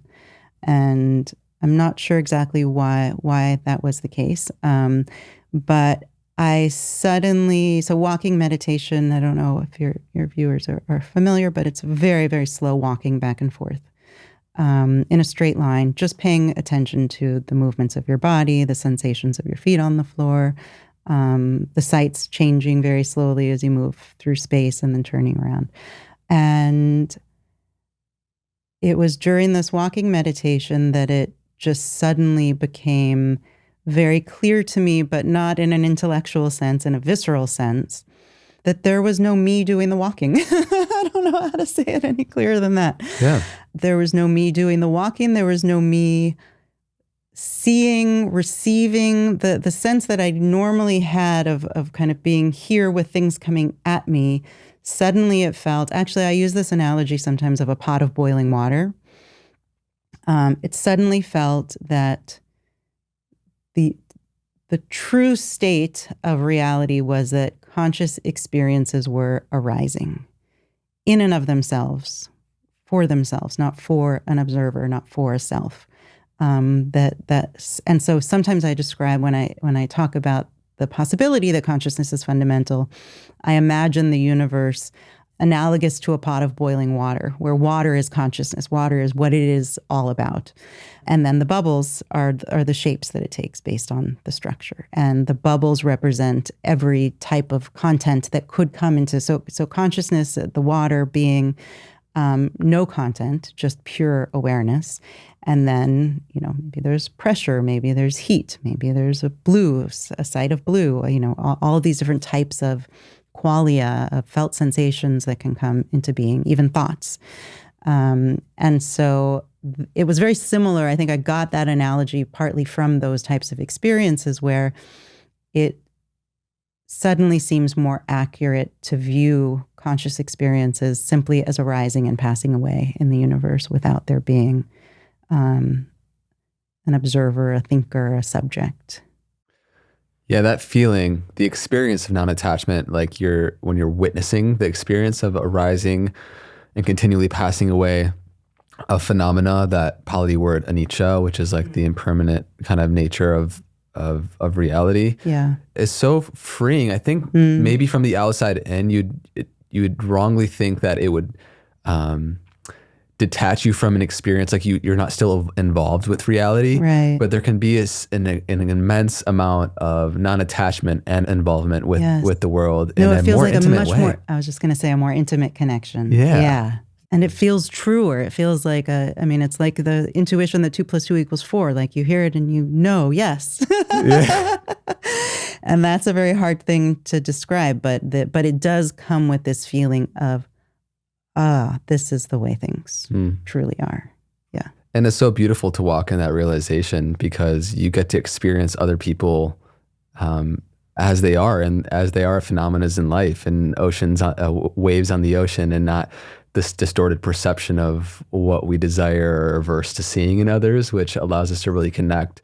And it's probably a crass kind of analogy, but it's metaphorical to like having a condom on. It's like, right. You there's a deeper sensation and connection with other and self, by taking the proverbial condom off in your life.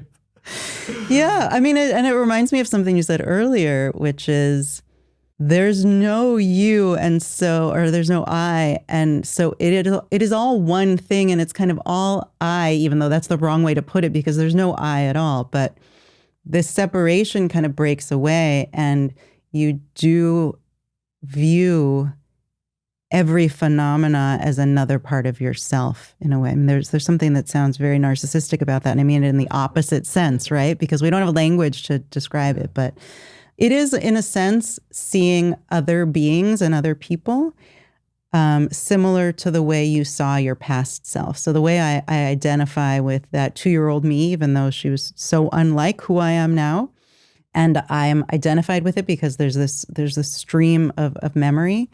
This is actually a thought experiment I've been doing recently as I think about kind of the future of science and what I call experiential science. If it's possible, and at some future time, to kind of know the state of your brain, because whatever state you're in now, 5 minutes from now, if you're remembering the 5 minutes ago that passed, your brain is in a different state than it was in the moment, but it's carried this memory. So you have some information about the 5 minutes that have passed, right? And so that memory has some type of physical form. If there's some way to share at some point in the future, if we figure out some way so that memory, we could share that memory. So you could know what it was like to be you 5 minutes ago, but what my experience would be similar to not even what I felt like as a 2-year-old, but maybe, memory I have of something I did last week. Even a memory I have of something that is very different from my normal experience. If I took LSD last week, I could have a memory of that, right? And my state would be so different from my normal waking state. But because it's in my stream of memory, I have some access to that experience. And so if we could share memories in that way, I'd have a memory of, 5 minutes ago, I was Andre, right? That's what it would feel like. 5 years ago, I was 5 years younger and I was that self having that experience. And 5 minutes ago, I was sitting over there looking over here, right? And that's not impossible in terms of where the science might take us. And that would give us, I think, a clearer view of the underlying reality of what's going on, whether or not consciousness is fundamental. Because the fact that I feel that my previous self is me and something I care about and have compassion for, hopefully, we can extend that. Other people are the same as our past selves in that sense. Yeah. There's something so inherently transformational about touching this place intrinsically within your own life. And I know is why you're such a big, and I am such a big proponent and advocate for meditation. Yeah. Because who you are being for yourself in the world radically changes the more you experience yourself in that more fundamental way. Yeah. And I feel like randomly sometimes throughout the day, I'll look at myself in the mirror. I'm like, damn, I'm really in this bitch. Yeah. And I think of the variety of experiences that are happening simultaneously in life. Yeah. Like right now, a baby is taking their first breath while another is taking their last. Yeah. And someone is in peak orgasm while someone's being violently abused. Someone's tasting their birthday cake while another is in deep silence. The pot is boiling. Yeah. And it's like it's all happening right now. Yes. Perhaps under this illusion of time, but it invites a curiosity to try to get someone's reality and bring so much more compassion to the different flavors that are existing in life, which just, I think, brings that childlike mentality to view the world and be at one with the surprise and the mystery of the unfolding of the present moment instead of our conceptual top-down processing way of viewing the world. Yeah. Yeah. No, that's well said. Yeah. So interesting. So as we continue to dive a little bit deeper here, I found in looking into the readiness potential very interesting in how it's connected to our illusion of free will. So I just want to unpack this a little bit more. Yeah. When we're studying the brain and you can see how decisions are made before we have up to 4 seconds before we have the conscious experience of having made the decision. This goes beyond the readiness potential. Okay. Actually, but yes. Okay. Yeah. So please unpack this a little bit because it's pretty mind blowing. Okay. So I only hesitate to talk about the readiness potential because it's become kind of controversial. Okay. And I don't think it's necessary to prove the point. And there's been more current research, but I'll still give an overview because I think it's interesting. And I think it's inevitable that this is what science will continue to show us in more and more sophisticated ways. So the original research was done by Benjamin Libet. I forget which year. I think it was in the 1970s. And he was looking at motor movements. So he was reading EEG signals from the brains of participants and having them make simple motor decisions whether to move a finger or not. And they would look at a device that's similar to a second hand going around a clock, so that the person could mark in their mind where the second hand was on the clock. It's not a second hand, but I forget the name of this tool. Where this hand was on the clock when they made the decision to move their finger. Say they did this different motor movements, but we'll stick with the finger. So what he discovered was that there was something readable on EEG called a readiness potential that could be detected some hundreds of milliseconds before the person moved their finger, before they made the decision, before they felt they made the decision to move. So this was the first clue that something in our unconscious brain processing, and this is where it gets confusing once we're talking about consciousness as fundamental. I should maybe clarify here that when I talk about unconscious brain processing, if consciousness is fundamental, that is simply the processing that takes place outside of this stream of memory that I'm experiencing to be myself. So yes, this was the first clue that our brains were doing some processing subconsciously before we have this conscious experience of a whole variety of things, including making a decision, which is very counterintuitive for most of us because we feel that that decision gets made in the exact moment that we feel that we made the decision. And it turns out that there is processing that's already well in place, that's directed right at that decision before you have the conscious experience of feeling like you willed the decision or made the decision. So there have been more studies since then that are more sophisticated, and there was one that was written up about in 2013. This was a study where they put participants in an fMRI machine, and so they're watching blood flow and recording blood flow in the brain. They asked participants, so the participants are in an fMRI machine, they're looking at a screen, and the experimenters flash two numbers on the screen, and the participants are told to choose whether they want to add or subtract these two numbers, and they can do it on their own, and then they go through the process. They're allowed to make this decision at any point, but again, there's a type of clock where they're supposed to mark the moment. They make the decision, okay, now I've just decided to subtract. I look at the clock, mark that moment, and then go through the arithmetic. So it turns out that by seeing the blood flow in the brain through fMRI, the experimenters could tell up to 4 seconds in this case, not only when the participant was going to make the decision to add or subtract, but whether they were going to add or subtract, because we know enough about brain processes to know what the brain looks like when it's doing one arithmetic function over another. But of course, the most surprising part is that the processing was in motion before the person made the decision. So with more sophisticated tools, we don't have them yet, but with more sophisticated tools, this would mean that someone could be looking at a readout of your brain, of a scan of your brain, of something in real time, and be able to know before you do that you're going to feel the decision to add two numbers rather than subtract them. It's so interesting and trippy. It's like that there is the decision is being made up to 4 seconds in many cases. What I'm going to choose, or what I would assert that I chose. So then I'm just so curious of like what in the decision-making process, when you look at the capital I illusion of free will and how we feel like we are the self that is making a choice. Yeah. Whether or not I want chocolate or vanilla ice cream, or if I want to move my left hand or my right hand in this moment. Yeah. That there is a sort of vacuum where this choice arises that we don't really choose to choose. Right. And so this is, this again, like we spoke to earlier, has a lot of implications for kind of a more nihilistic view, but also on the alternate side, on the other side of the coin, a really beautiful, freeing perspective. And also, I mean, the truth is, I don't know what else we would have expected. It's like, it shouldn't be that surprising because we know that our brains are constantly processing, and there's no we or I outside of it controlling it, deciding which processing takes place. If I have a stroke or some kind of brain damage that, suddenly paralyzes my right arm, I don't think I chose for that to happen. We're clear, we are our brains, right?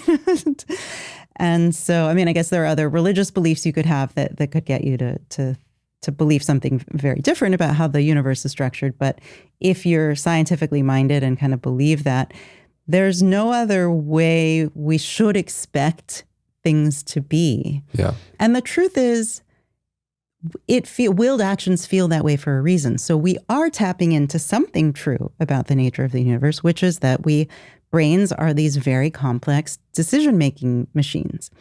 And when the brain is using internal processing to weigh certain outcomes or to figure out when it's making a decision, that feels different than a different type of processing that is, a force from the outside, you taking my hand and putting it someplace.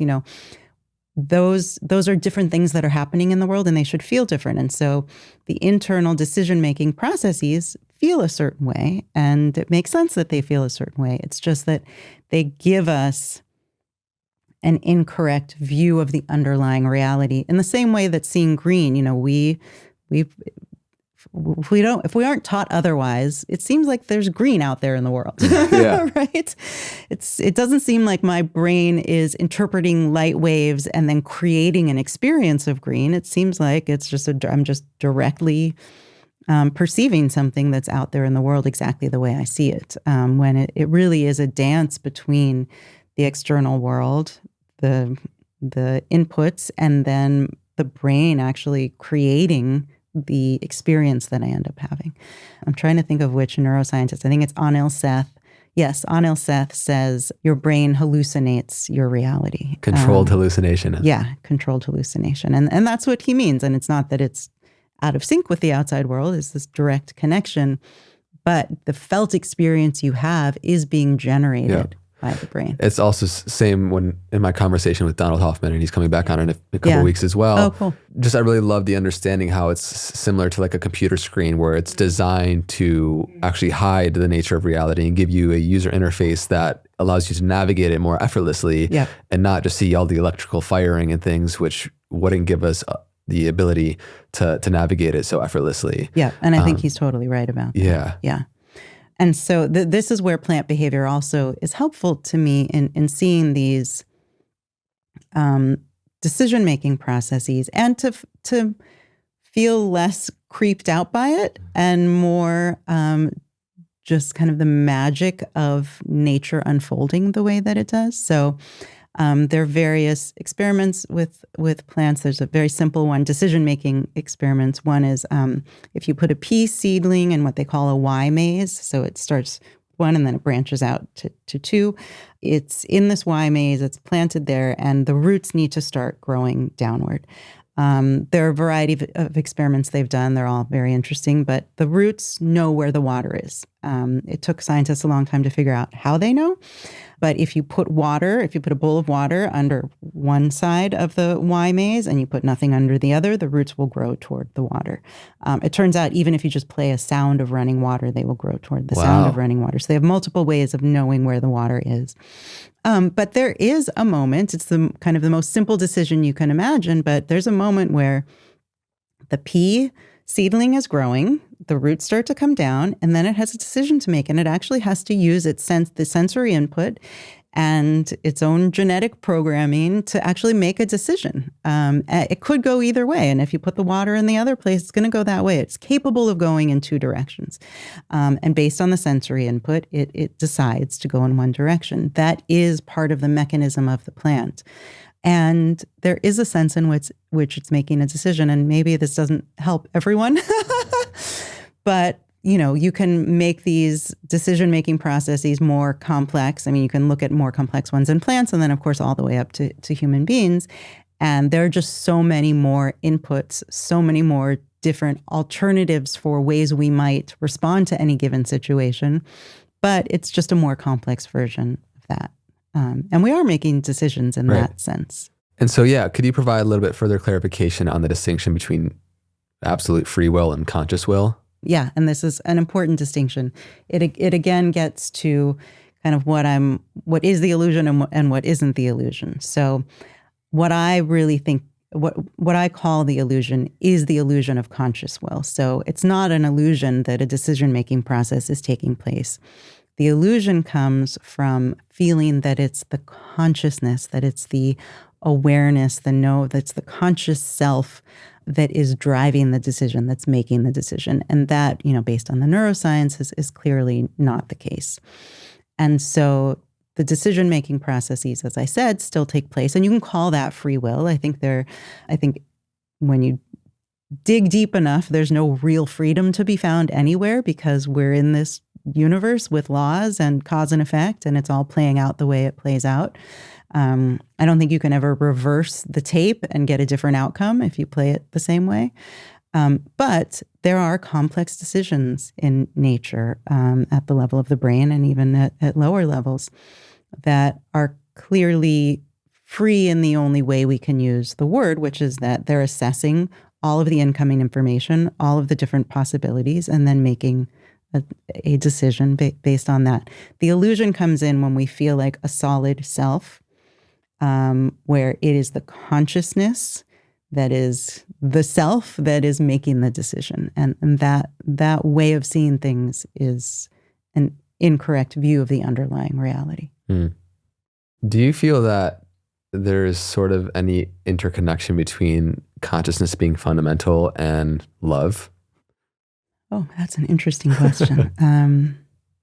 I think of the scene in Interstellar where Matthew McConaughey is like floating in this fifth dimensional library space, and there's like this metaphysical property of love that connects him to experience in the world. And it's just an interesting thought experiment. But yeah, there are a lot of you. different ways I could answer that, but I've never been asked that specific question. It's a great question. I'll say a few things. One is that I think when we are able to drop these illusions of self and separation, for some reason, it seems to lend itself, well, not for some reason, for an understandable reason, it lends itself to feelings of compassion and love, I would put in that same category. And I think that is kind of this recognition of being a part of something bigger than yourself, but that is also you, that it is all one thing. And so I think the natural inclination to love your family, love your children, I think that starts extending further and further. I think that's just a natural outcome of being in that state of mind. But I also do wonder, and this is one thing that I asked a few of my guests for my documentary series about, if consciousness is fundamental, is there kind of a set list, and maybe it's an infinite list, of qualia, of specific felt experiences? Because I do think, and this is an insight in meditation that many people have had before me, but that I've also experienced. I actually talked to Joseph Goldstein in my series about this. I love his teachings. Yes, yeah, he's very clear. In my conversation with Joseph and in my meditation experiences, having a sense that there are certain qualia, there are certain experiences that can't be broken down any further. And actually, seeing a color is a good example of that. Often people have the experience also in meditation, this is another thing I've spoken to Joseph about, that when you get very concentrated and you're able to really be in each present moment, there's a realization that we're not actually seeing and feeling and hearing all in the same moment. That there's this kind of weaving that happens through memory and through the brain that gives the illusion that all of those things happen at the same time. But when you're really concentrated and you're really going moment to moment, you see that all these things kind of fluctuate. You hear the sound of the bird, you see your notebook, you're never really in one moment hearing the sound of the bird and seeing your notebook at the same time. There's this fluctuating. And so this question keeps coming up for me. Are there specific qualia that the universe is made of? And in some sense, they're universal. Obviously, the human mind doesn't experience them all, but could we actually just, make a list of all the experiences that have ever happened and will ever happen in the history of the universe? And love seems to me to be one of those qualities that can't be broken down further. I mean, it can kind of blow up into a complex, you can have many thoughts about it and ideas and beliefs, and it can get very complicated, but I think at its core, and, I'm not an expert, and it'd be a good question for Joseph actually, but where compassion and love, where those intersect, if they are, when they're in the purest form, are we actually talking about the same thing? But that type of pure emotion, if consciousness is fundamental, I would expect that to be kind of one of the ones that isn't broken down. Yeah, it's just one of those things where language really does fail us, and yes. we like. And I end up rambling for no, I don't think it's 5 rambling. minutes and hope that something comes out. I mean, this someone can relate to. This whole podcast is us with our limited capacity for language, trying to describe the true nature of life and the world, and sometimes in seemingly convincing ways, but it again is so limited, and there's all the different flavors and manifestations of love in motion, like agape, or but I agree with you and really feel love is this kind of fundamental aspect that draws me to the future self I'm becoming, that is like metaphysical glue for us in some way. Yeah. I guess I see love in its purest form manifesting as compassion. I'm not sure.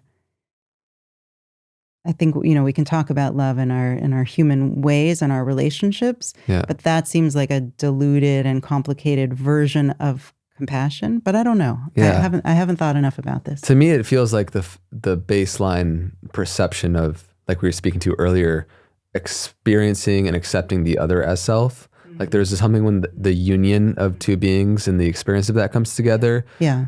Like if truth is the amalgamation of the many different facets and perceptions available, then like love is the coming together of those different facets. Yes. It feels like. Yes, I think that's right. But who knows? So this reminds me a little bit of this thing that I'm now calling experiential science, that I think, if there's a future of exploring the question about whether consciousness is fundamental in the sciences, that it will have to become some type of experiential science, that it can't just be based on outside observation, and that this is very hazy for me at this point, and I'm trying to get a clear sense of what it would look like. But David Eagleman's work is definitely a part of it, where we can have more experiences that give us new types of information about the world, and maybe sharing experiences through being able to bring memories that, from one person to another.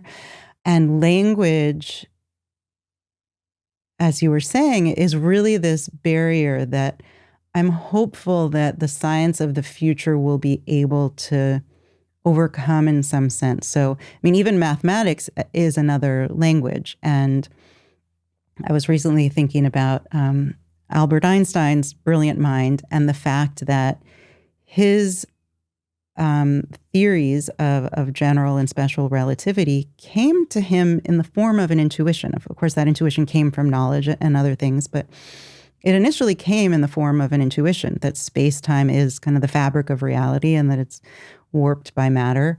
It took him decades to formalize this in mathematics, to express it to other human beings.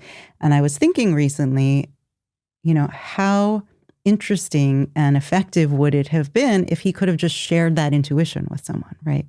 We have to go through this laborious communication because we can't share the experience. Yeah. And I just wonder if there will be some way that science discovers for us to have an experiential knowledge of things, so that we won't have this problem of trying to communicate through language, which is it's always imperfect. Yeah. And sometimes it just feels impossible. Yeah. we obviously already know we can induce various different states of consciousness exogenously. I felt I've like come to the belief that stages of consciousness in terms of development can only happen endogenously. And that like, it would be really cool if I like had this really deep experience of stillness or communication with a plant life or something. And I'm like, here, like, check this out. And you just feel it. Yeah. Which we'll see, I guess, yet to be seen what happens there. But I'm personally really interested as far as my own spiritual and personal developmental journey to come to the stage of consciousness that the cognition or innocent cognition or realization of these fundamental aspects of reality are like baseline consistently throughout my experience of life. And, you know, to varying degrees coming in and out of its potency, but goes back in hand with power meditation and everything. I'm curious, why do you feel like since young you've been so drawn to these topics? Yeah, and just a compliment, like you have a very soothing voice for a topic that can be quite existential. that's hopefully that helps. Thank you. Yeah, so it's really cool to see you and your love and genius for all this. And just anything you want to share about your personal path for this exploration. I don't know. I was asked this by my producer for my doc series, so I had to think more about it than I normally do. Yeah, I mean, I can come up with some reasons. I don't know if any of them are accurate. I do think some children come into the world naturally disposed to think about this stuff. And I had that realization when I taught meditation to children in schools and eventually taught as young as 3 and 4-year-olds, which I didn't think was possible. And for some, it's not. But what was interesting is there were some, you know, in every group of 20 kids, there were always a few who just took to it right away. You could tell already thought about these things, were, you know, like anything else, like, you know, someone who has a talent for music, who picks up a certain skill very easily, who gravitates, who has certain interests. I think it's like that, where some people just come in interested in these types of things. Because I now, when I meet kids like that, when I'm teaching meditation, I can see how I had something similar going on when I was a child. One thing that does always come up for me is I had severe migraines starting at age 8. And I think I actually thought about a lot of this stuff before then, but that to me is some of the memories I have of being in extreme pain as a child are some of the moments where I became most curious about all of this. And I discovered that curiosity is somewhat of an antidote, you know, however minimal, to pain. And I later made that connection to emotional pain as well when I learned to meditate, you know, eventually as an adult. But I think it was kind of a forced meditation. And there were, many moments as a child where I spent hours in a dark room, unable to move, and was in so much pain that it was pretty hard to pay attention to anything else. And so I ended up essentially meditating on pain, just out of like a coping mechanism that kicked in for me. There was one time in particular that I remember that I kind of gained this insight. I was in so much pain and so so frustrated by the pain that I wanted to see what it was. It was almost like facing your fear or something, where it's like, okay, this thing is just driving me crazy. How is it causing so much suffering? Like, what is this thing? And it was interesting to me that it was hard to find and it was kind of amorphous, and that I think also just probably sitting in a still state for that long probably had some effect, that, tools in meditation that are used for kind of changing your proprioception and just, shaking the general way you feel in your body. But I noticed that it was hard to find. And even though it was in a very specific location in my head, it actually would kind of drift. And when I paid attention to it, it would move a little bit. And it was hard for me to locate in space. And I noticed as I was doing that investigation that I was suffering a little bit less. And that actually became a kind of meditation tool. I mean, I didn't know what meditation was at the time, but it was something that I then used when I was in that state to get some relief. And so that led to first off, I think it's so cool that you, like, with the children's book and teaching meditation to young kids. I find it also so fascinating to, like, reflect on how our intuitions are valuable, and how, like, individuals like Nikola Tesla would, I think it's him, who would, like, hold a crystal, like a crystal ball, I think a glass ball or something, to try to induce this state in between wakefulness and sleep, to where it's like a form of meditation. Yes. Yeah. It's investigating your first person experience. Right. And how there seems to be a coherent energy that you can tap into that is more in alignment with whatever you would approximate to objective reality, that gives you more insights from the field, if you want to call it that, that could point in the direction of more, explanations. Yes. Yeah, I think that's right.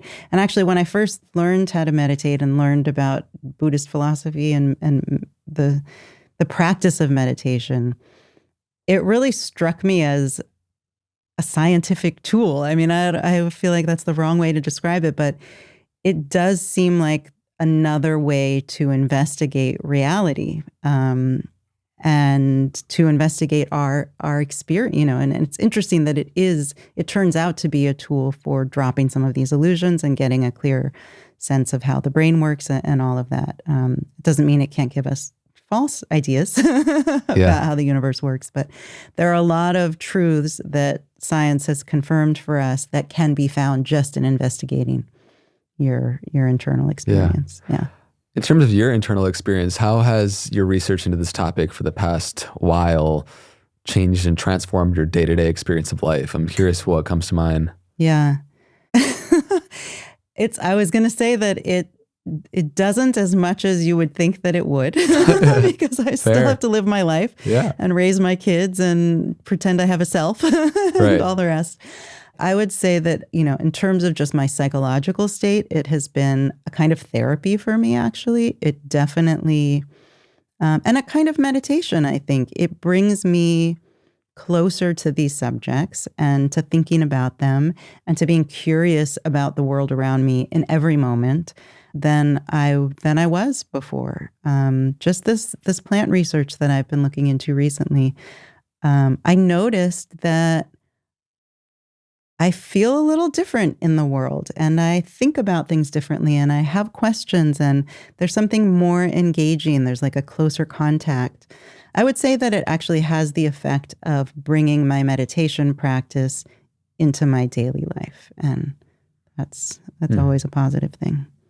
Yeah, I love that. And I mean, I think that we kind of become oblivious into all the different nuances and ways of what we've explored has changed us, because it's just, you are who you are now. But I'm sure comparatively to 10 years ago, without your perception on both the firsthand meditative experiences, but then also exploring into the illusory nature of reality and allowing you to embody more kind of non-attachment and clinging on with your identity to things happening in the physical world, because you see a little bit more of its illusoriness and all these different qualities that, kind of change in your experience of life. Yeah. If consciousness is fundamental, do you think that it's possible that consciousness has a sort of intent in and of itself that is kind of driving life in a certain way? Because, I kind of see like the spiritual side of things, if you want to say, where it's like consciousness fractaling out into all of its different parts that give rise to an experience of Annaka-ness or Andre-ness, in and of itself is like more data collection for the universe in a way. And I'm just curious if you think that consciousness could possibly have, and we're just exploring here, like an intent driving towards more of that exploration. I don't tend to think that way. It's a question that comes up a lot for me. I think because for the most part, my curiosity and my interest in this work is driven by my interest in physics, my interest in the fundamental of like what this universe is, what is made of, what's happening, what are we not understanding based on our limited human experience.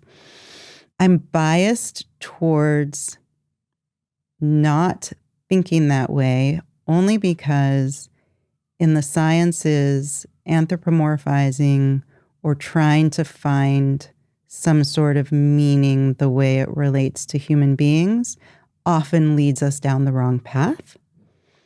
However, this is a question that naturally arises when you're looking at the fundamental and having questions about the fundamental. And the question for me that I keep getting stuck on, that a lot of my series is about, is if consciousness is fundamental, why does it have a structure? Because it clearly does. And another piece of my work that is taking a lot of my time and attention right now is whether time is part of the fundamental story or whether time is emergent, whether consciousness would come before time or whether they come in together, or whether time and consciousness are somehow actually part of the same thing, whether time is the structure of consciousness in some sense. And all of the answer, whatever the answers are to these questions, actually have an impact on this other meaning question too, because if time is fundamental, meaning things are playing out in reality over time, so that things in the future don't actually yet exist. That is a different picture of reality than one in which time is emergent and not part of the fundamental story. Because my interpretation of that is that in some sense, everything is and always was. And there's this term, the block universe, that I don't love, but that's the term that's typically used in physics. I don't love it because I think it's possible that time is not fundamental and that everything kind of does exist always. That doesn't necessarily mean that things are static in the way that a block universe implies. Like, I think there's still dynamics, even though it's impossible to talk about dynamics without time. And so one thing also that I find very disconcerting, a lot of people will ask me, do you like this conclusion that consciousness is fundamental? And do you think that's part of the reason why you gravitate towards that explanation? Like, and part the of you truth wants to believe it almost. Yeah, the truth is, the first time I started seriously considering it, it actually horrified me. And it horrified me for this reason that we got to earlier, which is that if consciousness is fundamental, the potential for suffering becomes so much more vast. And that kind of made my heart sink. Obviously we don't, if consciousness is fundamental, that doesn't necessarily mean that every conscious experience entails some kind of well-being or happiness or suffering or anything like that. But suddenly there's clearly much more suffering in the universe than I previously thought. And that is really hard for me to take. And I struggle with this a lot. And I think about,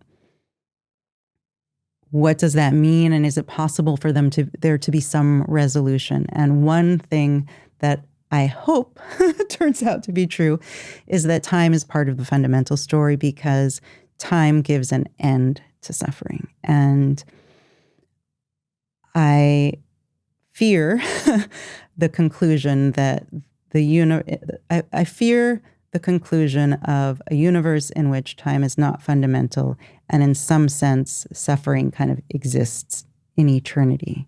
I find that very hard to stomach and to contemplate, but it also then just naturally leads me to this question of, is there something that is playing out with some kind of purpose or intent? I mean, I think that language for me sounds so self-centric that I don't know, it doesn't seem logical to pose that question, but I don't know. It's an open question. I mean, I understand your hesitation naturally, because we as humans really desire to create meaning in our lives. And if we can find it in a way that isn't scientifically grounded, then we could stop or thwart our actual exploration. It's the true nature of things. And it's also like, if you were in a random grass field and you just stumbled upon like a Taj Mahal, you wouldn't think that the universe just like randomly created that. You would think that there is an architect to that building. And similarly, if there is a structure to consciousness, the question begs why. Yeah. Of course, we could have all types of theories about a creator, about a designer, about... except that doesn't ever answer anything. That just kind of pushes the question to a different level. It's the same question. You just moved it. Right. Yeah. And I tend to think that's not the correct way to look at things. I also think it really does come out of this illusion of self and this illusion of will. It reminds me of the feeling that I have when I think I'm causing things and kind of somehow outside of the rest of nature, of the physical structure. So I'm very suspicious of that way of looking at things. Yeah, as am I. But there's kind of no way around it once you get to the most fundamental because, Why? Why? Why are things the way they are? Maybe we'll know one day. Maybe we'll never know. Who knows? But the journey is fun. Yes.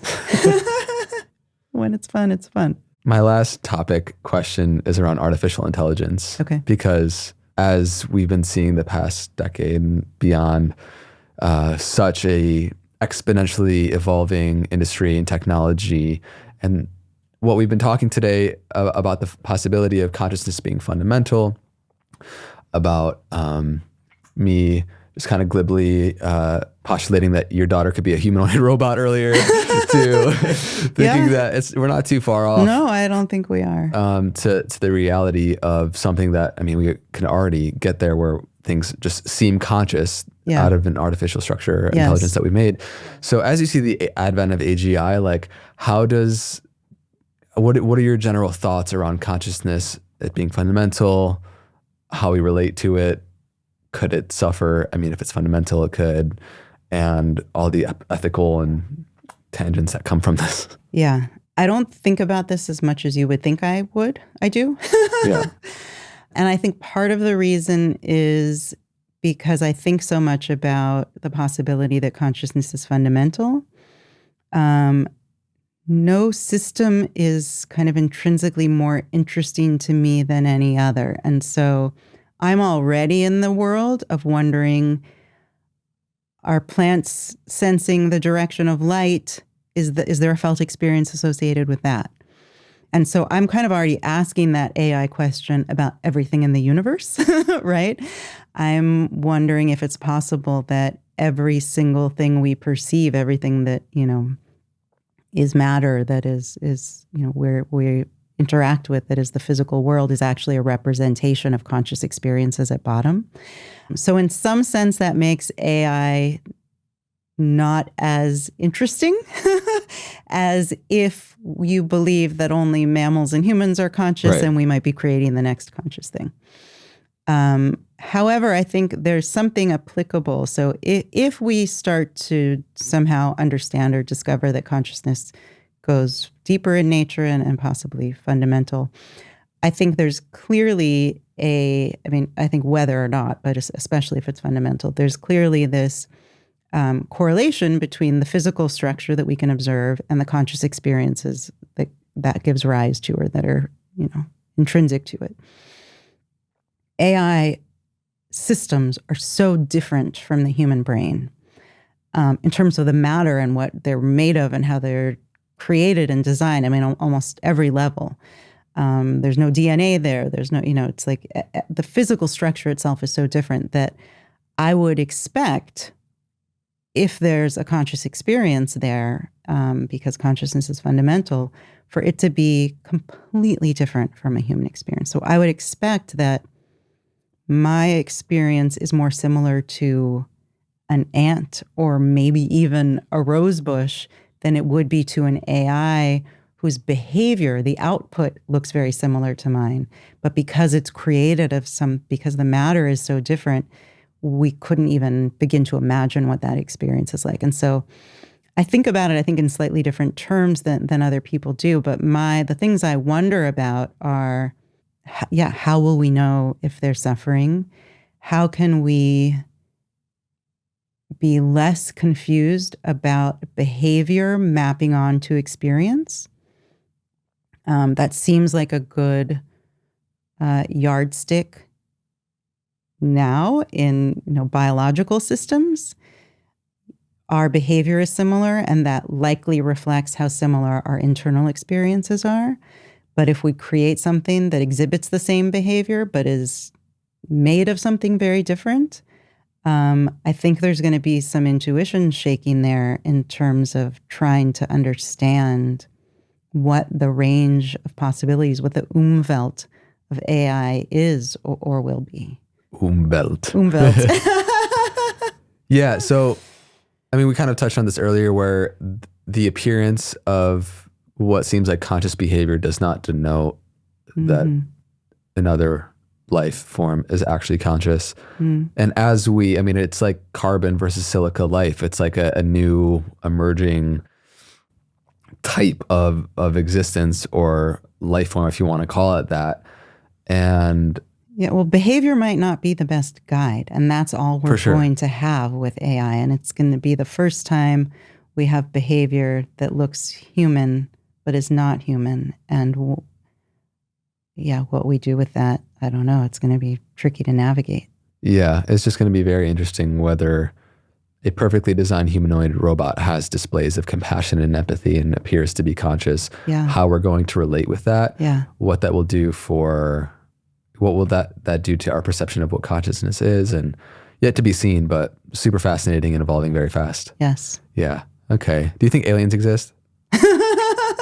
Just the last question. So let's knock that one in there. It depends on what you mean by aliens. I am a huge admirer of Sarah Walker, who I mentioned before. And this is her work really actually her new book is coming out in August, and it's called Life as No One Knows It.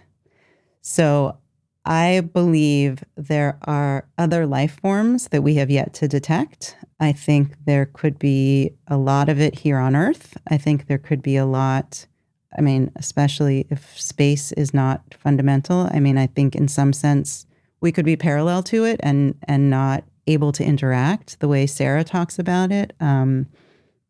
Actually, this relates to something you said about being created by evolution. If you found, structure in nature that had to be created by someone, she would describe that structure in nature as created by evolution, that it is a system in time, and that includes human beings. And so that structure, part of that structure's causal history is human beings. And if you could see the structure in time, human beings would be part of that structure, which I think is really interesting and really resonates with the way I think about things. And so, yes, I think we are perceiving such a minimal amount of what is entailed in the universe. And if I had to bet, there are many, many, many other forms of life and intelligence and consciousness that, could just, in some sense be here, and we just there's no way for us to interact or for us to perceive. There's so many things we know of that we're not perceiving that are in our environment right now.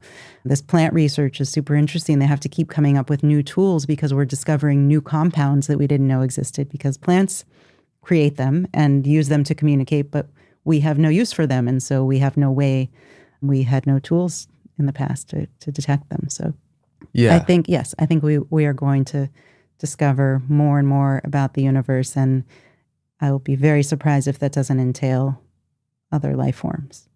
Yeah. Likewise. Yeah. And it just seems like a sheer lack of instrumentation to be able to pick up. If there's potential non-visible beings or extraterrestrial life that don't obey to the same like laws of physics or exist in different dimensions, it's just like, right. I'd really just try to stay in the I don't know as much as possible, because as much as I want to believe in this science fiction universe where, there's intergalactic Star Wars happening or whatever, I think we're very unlikely to be able to correctly predict what it is. So all of the, beautifully creative accounts of what might be out there, I think those are very likely not what is out there, but there's very likely something. There's more to discover. So Sarah Walker also talks about when she's, interested in finding other types of life that we have yet to discover. In her theory called assembly theory, only systems with a shared causal history will be able to interact. And so she thinks it's possible there are these other branches of evolution that we don't share a causal history with that would make it impossible for us to interact, at least at this point in time, but there may be some way that there'd be crossover in the future. Interesting. Yeah. Yeah. I love this conversation so much. Yeah, this has been same. really fun. I'm really excited. My favorite stuff to talk about. Yeah. Likewise, just thank you so much again for the way in which you explore these topics. I feel like is very comforting in a way that can be quite existential or lead us to be more nihilistic. And, I just also want to leave space for anything, knowing the whole range of topics that we just covered, anything you feel like there be things that you want to insert or share about what we talked about today. Sometimes it's helpful for people to recognize that it's impossible to do nothing. And when we're thinking about free will and this part of it that's an illusion, the part that gives us the sense that we're somehow outside of the physical world. And people will often say, actually, well, if I don't have free will, then I just won't do anything. And it kind of feeds into that nihilistic, there's this resolution to the nihilistic framing of it, because you cannot do nothing. It's a river that keeps flowing. And that's because your brain is a set of processes that are ongoing, that are generating conscious experiences in every moment. You can't help but hear the next sound that happens in the room. And so even just doing nothing is extraordinarily, not just extraordinarily difficult, it is impossible. And so as long as we're alive, the brain keeps doing its thing. It's like the waves in the ocean, they'll just keep going. And so, you'll be lying in bed, or you'll be thinking a thought, or you'll be hearing the next sound. But whatever it is, you'll be doing something. It's not going to stop. And I think that helps people kind of see the wave-like or river-like nature to it as more of a process rather than a static thing. Yeah. It really feels like there's a possible surrendering to the flow of what is the dynamic, natural process of our life and our own individual journey, but then also within our family and society and culture, and how we can serve our own unique purpose of how consciousness is expressing itself through us in its unique way, which it does with everyone. And I think there's the voice in the back of the room that would say, like, why does it matter if free will is an illusion or not? Like, I'm still having this real experience where I pay my bills, and yes. It is in some aspects, some people would say like a privileged thought experiment. But at the same time, I just think what you just shared about life being dynamic and this this reflection on the illusoriness of decision-making and free will, it doesn't put us outside of reality. It can actually allow us to sit more squarely within it. Yes. And actually, I'm glad you said that. That reminds me of one other thing that I think is helpful for people. I talk about it as levels of usefulness. And so there are illusions that, even something as simple as the flat earth illusion, we've all learned that the earth is a sphere, but we don't have an intuitive felt sense of it. We treat the world for the most part as if it's flat. If you were constantly reminding yourself, I walked out of this room, I was like, well, don't forget you're on a sphere. It's a total waste of time. It's distracting. It'll get in the way of all the things you need to do. It is not something that's useful to keep in mind in most moments. And I think the illusion of self and free will are just like that, where you can drive yourself crazy trying to keep it in mind all the time, and it will be a huge distraction. It'll prevent you from making all the decisions that you could do a better job of making if you weren't keeping this illusion in mind. But similarly to the Earth being a sphere, if you're a pilot, if you're engineering a rocket, this is something that's very useful to know. We need to know the truth of our situation. And even in moments of reflection or of spiritual reflection, when we want to kind of experience the bigger picture, these illusions, most of them are useful to bring to mind. So the one of realizing that the earth is a sphere is actually one I've used throughout my life that I talk about in the book. as being helpful for connecting me to the larger picture. So it's useful psychologically, it's useful for engineering and for understanding the world we live in. But in our everyday lives, it is not something you have to keep in mind and would be problematic, I think, if you attempted to. And I think the same is true for free will and self. Yeah. Don't drive yourself crazy. Try to keep it in mind all the time. Yeah. Yeah. I think that was a really awesome note to end on, and also ties a really nice bow on all of this. And yeah, just thank you so much. Where can people find you if they want to dive deeper into your work? Is there a projected date release for the audio documentary series? And again, like always, we'll leave links for everything down in the description for our audience. Yeah, I would say the best place is just my website, annakaharris.com. You can follow me on socials. I try to give regular updates. We don't yet have a date for the release of my docuseries, but we will be turning it in next month, and it should be just a few months after that when it's released. But I will continue to put regular updates on social media and on my website, so people can find it there. So great. I'm excited, and I think people really love it. I mean, I listened to 8 of the 10 episodes before in preparation for this, and you had like so many conversations with various different individuals who are, deep in their respective fields, and to see the consilience of how things are starting to come together is really just beautiful, dynamic movement of life that is coming together to help us piece together a deeper understanding of reality, of nature, of self, and the world. So thank you so much for the work you're doing. Yeah, thank you. I'm glad you saw it that way. That was part of the joy of it, was connecting these different disciplines in science and philosophy that often don't communicate with each other. And there's more of that happening now, which is a good sign. Yeah. All right, everybody. Thanks for tuning into this episode of the Know Thyself podcast. Annaka, thank you so much. And let us know in which ways this podcast has uniquely impacted you. Tag us on socials, subscribe if you haven't, reach out to Annaka through her website and socials. Everything will be linked down in the description below. And until next time, be well.